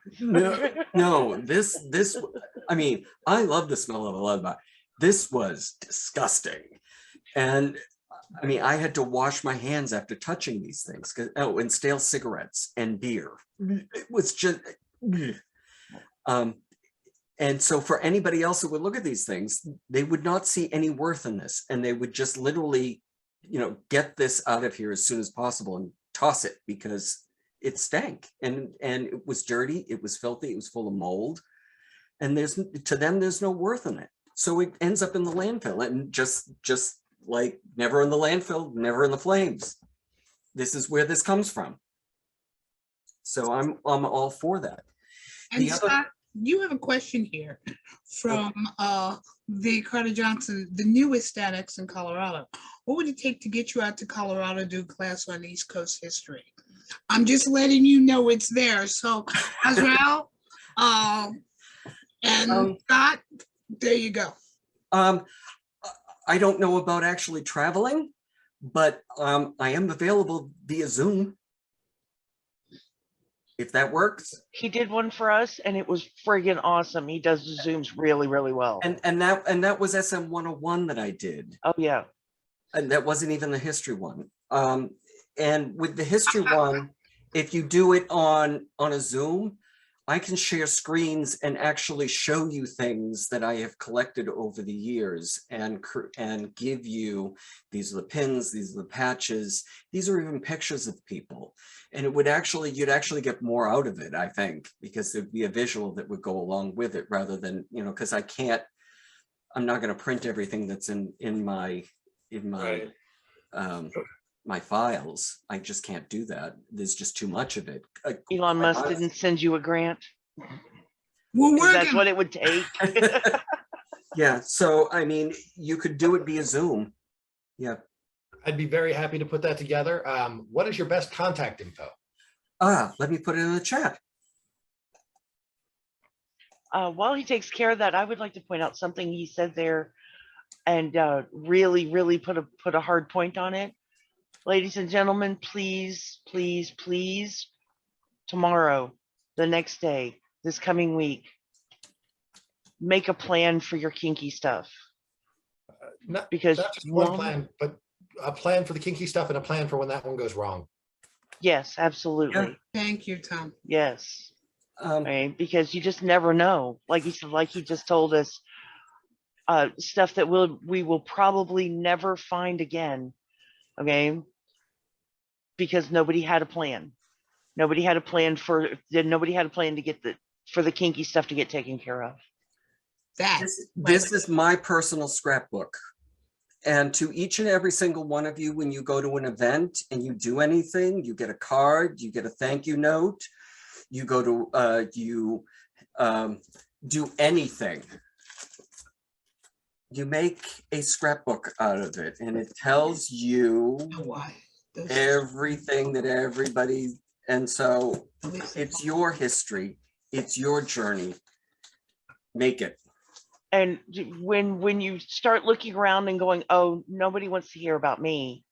I'm just some little nobody in Tennessee. Nobody wants to hear about me. First realize that I have to argue this point with Viola Johnson. I don't know if you know her or not. She's kind of a thing. She tells me all the time, nobody wants to hear that. I've also heard those words from Guy Baldwin, who here doesn't know who he is. All right. I'll give you, at the end of my history talk, I will have I will have a little anecdote that I have. If you go to the Carter Johnson Library, you can go and pick out the Bound and Gagged magazines, and there are 2 of them that I was actually on the cover of, and my signature is on them because I signed them for Vi. Oh, incidentally, Shar, Yes. there are naked pictures of me at the library. Really? Yes. Okay. I'm October. Remember? Don't start I'll it. be there. I'll be there. I'll just leave you in Tony's room. You know, I can put a blow-up twin mattress in there. And now, how I have some research I need to do. I'm getting ready to write some books. I need a great physique for my characters. Just don't drool on the books. I'm allowed to drool. I just have to keep one hand above the table. I know the rules. The rest of it is between you and Matt, but we have proven from PJs, from PhDs and PJs, we can sleep 2 people in the Tony DeBlas room. I just to respond to Lillian Hart about the finding a collection or wish list or wanted, that's difficult to do because it's more or less one of those things where you just kind of have to know what it is that you're looking for. You just kind of have to recognize things. Or looking at. Yeah. Which is just as tricky sometimes. Yeah. And I'll give an example. The Leather Archive was having a seconds sale, and they had all kinds of lots of pins and patches, and I was out on the Reclaiming History one, and somebody came out to me, and I think that they were from Texas, and they came across and they bought one of these lots, and one of them, they didn't know what the pin was, but I recognized it from other pins. And it was actually a Philadelphians pin for Trison. It was the first Trison pin. Because if you looked at it, it was a T and a C and a number 1. And I said, this looks just like all the other Trison pins that I have seen, and sent pictures of the other Trison pins.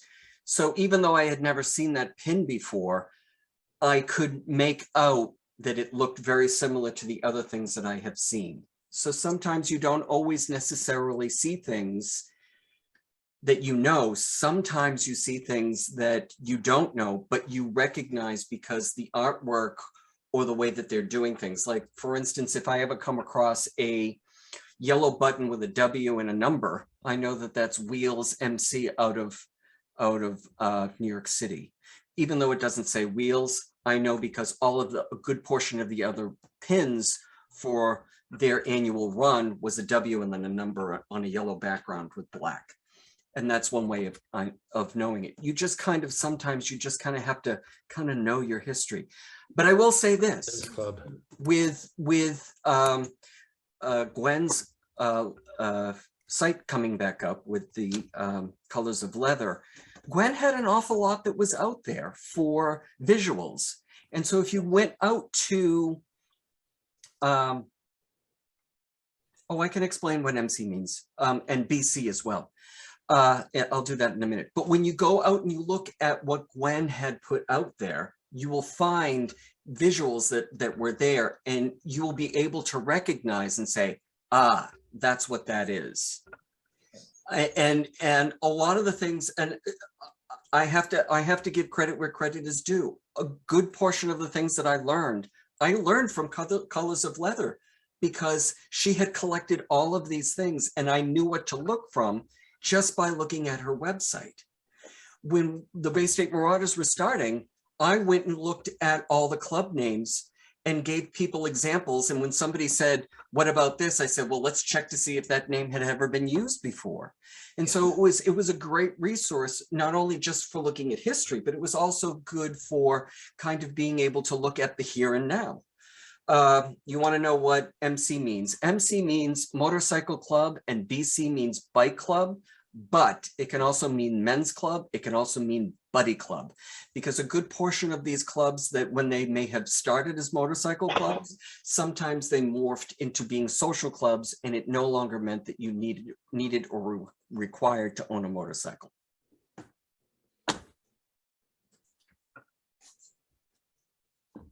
I'm just so tickled to have those colors back up.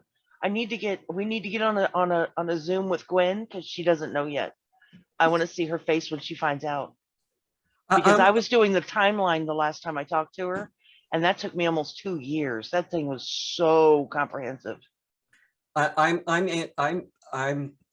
anxious to see an old friend again. Yeah.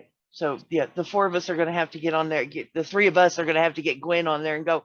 So Gwen, have you looked at your website lately?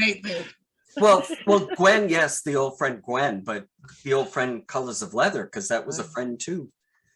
That was really a good portion of where I started learning about that. So for anybody, go out and study those pages and look. And once you start seeing all of these things, if you look at pins on eBay, if you just pull up pins, you could probably say, that's what that is. And the person may not even know what they have.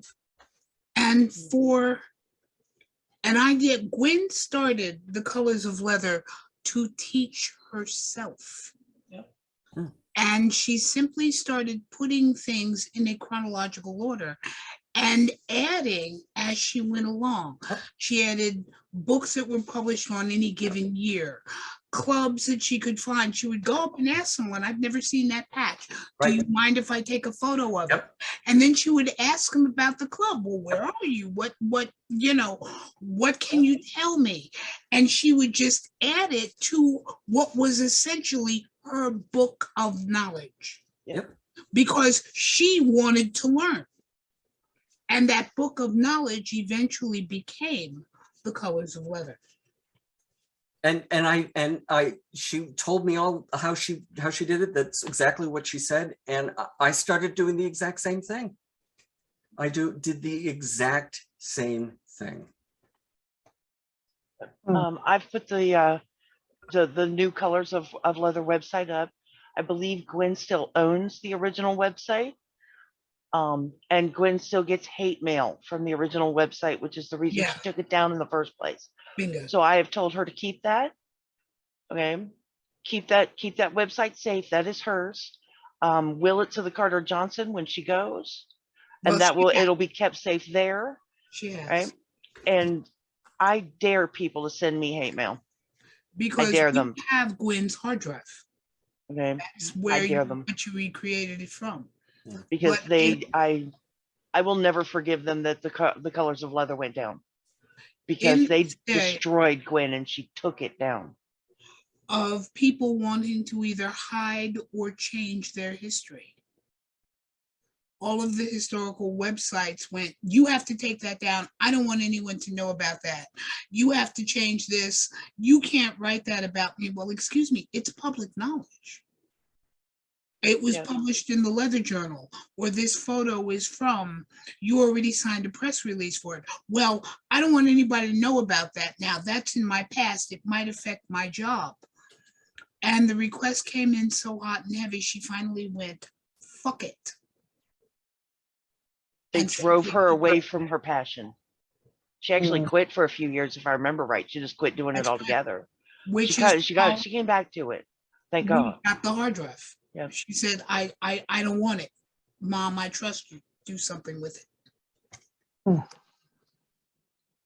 And I said, by God, it will live again.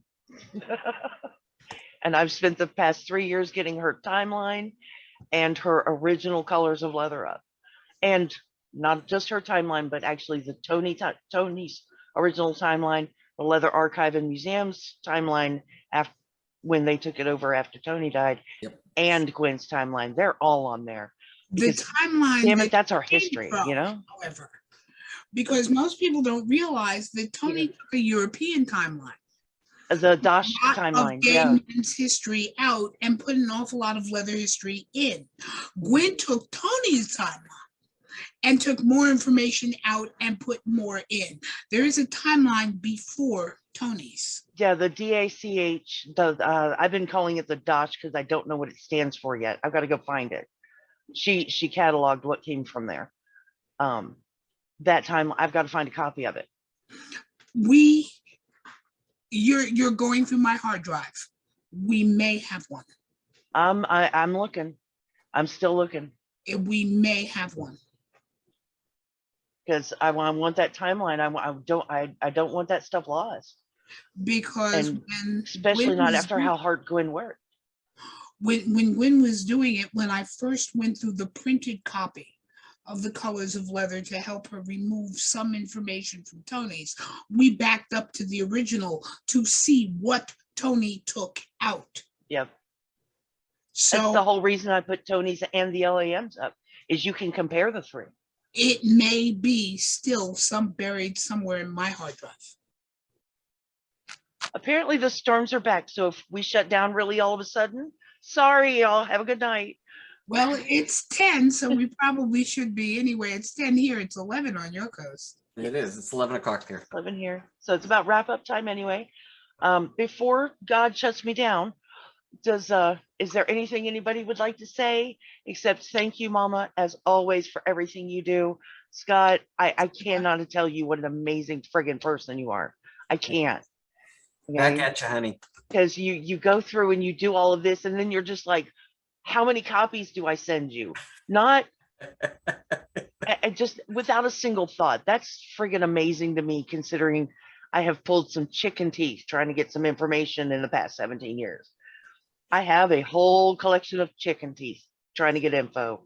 So to run across somebody who just goes, oh, did you want that? Here, I'll send you everything I've ever looked at. I love you. Yes. And I love Vi. I love these people. And I love Tom. I don't know him very well yet, but I know a bunch of his stuff is at the library. And I love the library. So I love Tom. Thank you, guys. There's a few last things. Someone's looking to know, how do I access the library and what are open hours?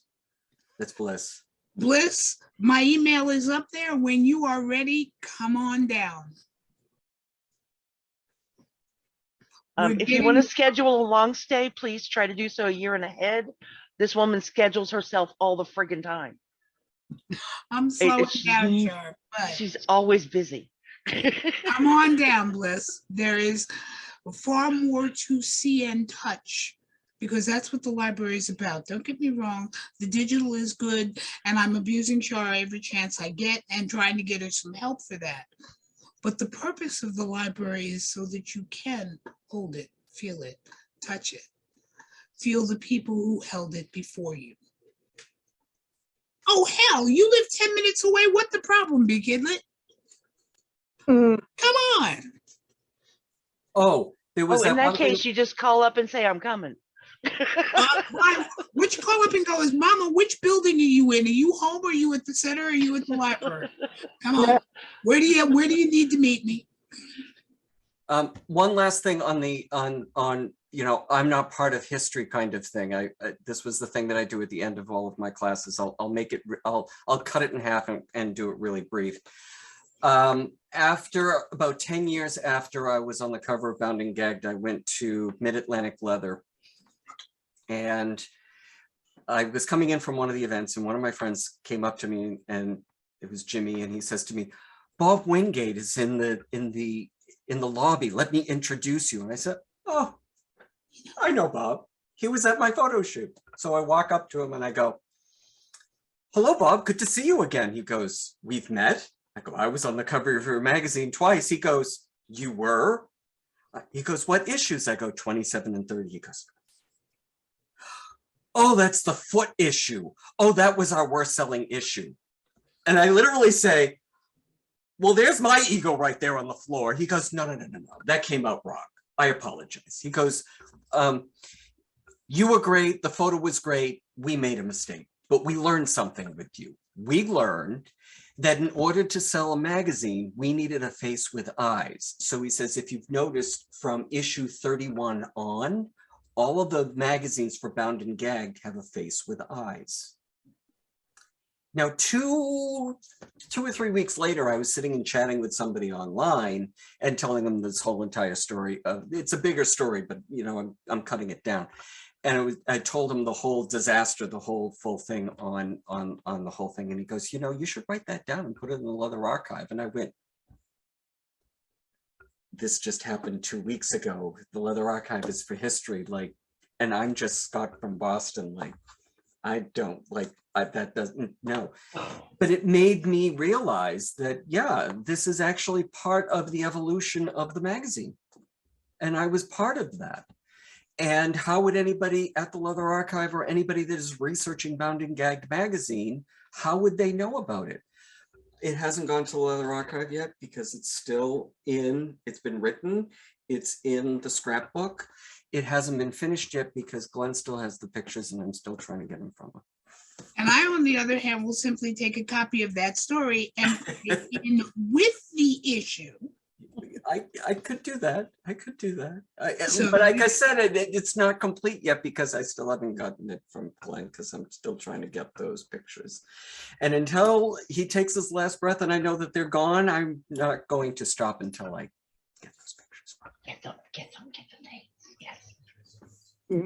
We're all rooting for Scott. Get the dates. So that don't ever think of yourself as not, because each and every single one of you create history. The only reason why we have history is because people put their two hands together and they did something. And that's where, this is where I say in my class, each and every single one of you are tasked with making the community that you want. There is no room service here in this world. The only way that you're going to get the community that you want is by doing it yourself. If you don't do it, you get the community you deserve. Amen. Yeah. As a slight attachment to that, I will tell you that my sir found a box of stuff in an attic. Turned out to be, 1,500 pictures of the mine shaft, one of the most notorious leather bars in history. This is one of those places that had the bathtub and no plumbing to the bathtub, just a plugged up bathtub. If you don't know what the bathtub was for, talk to me later. Hellfire had the other one. They'll go there. And some of the most amazing things that came out of that collection of pictures is there's writing on the back of them. Oh, There's writing on the back of them. And this guy wasn't collecting these to be the history of the mine shaft.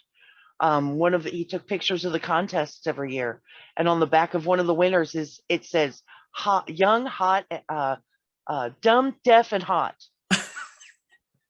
The contest winner that year was dumb and deaf, right? And the bartender that was taking the pictures thought he was hot. But now we know our history included in the early 80s someone who was both deaf and dumb. So who here knew that before right this second? So the run that I just recently went to was from Excelsior on Fire Island, and their trophy collection is in those pictures. And that was actually their home bar at one time. It was opened because they opened it because they didn't like the bar, any of the bars. Right. Wally opened that bar to be the and he was one of the founding members of Excelsior. So yes. I'm actually going to do a Zoom call with them and have a conversation with them about the collection, and hopefully get them all on page to do a Zoom with you and your sir to go through all of these pictures and to kind of show them.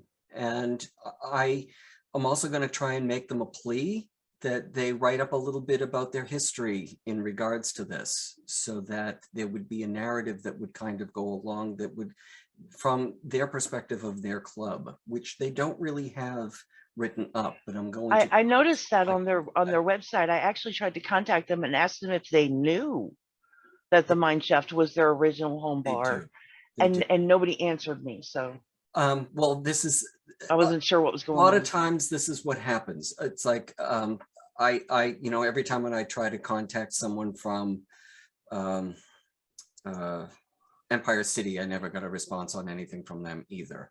But when I go to these events and I see them face to face, that's when you get the response. For some reason, emails sometimes they get, especially when you're doing like an info at. Yeah, I'm the only one that really answers info@baystatemarauders.org. Everybody else, that if you contact their club, I could run through the list of all of the clubs. You contact them on their info at their website domain. You have that email for a reason. You should read those. I found Squeaky Lego, who was the partner of Wally Wallace and was still alive. Yeah. When we had that collection, when we found that collection, I found him because somebody answered info at ottawanights.com. Right. Check those infos, people. It's important. I get props because because of the promptness. Like they'll send it and within an hour they'll get a response. All right. Nice. I love you all, but we are going to sign off. Mama, you get some rest, okay? Yes. You know, we could probably talk for all night long. Yeah. I learned a long time ago that we have the East Coast goodbye, which goes on and on and on and on. Well, it's even worse than that. The three of us, and I believe Tom would fit right in with this. We could just sit here and meander conversations for days. I know this problem. That's why I'm stopping it early. I've learned the lesson. I need some sleep. Sleep well. Yeah, thank you. As I said, I love you all. Thank you so much for being here. Y'all are amazing.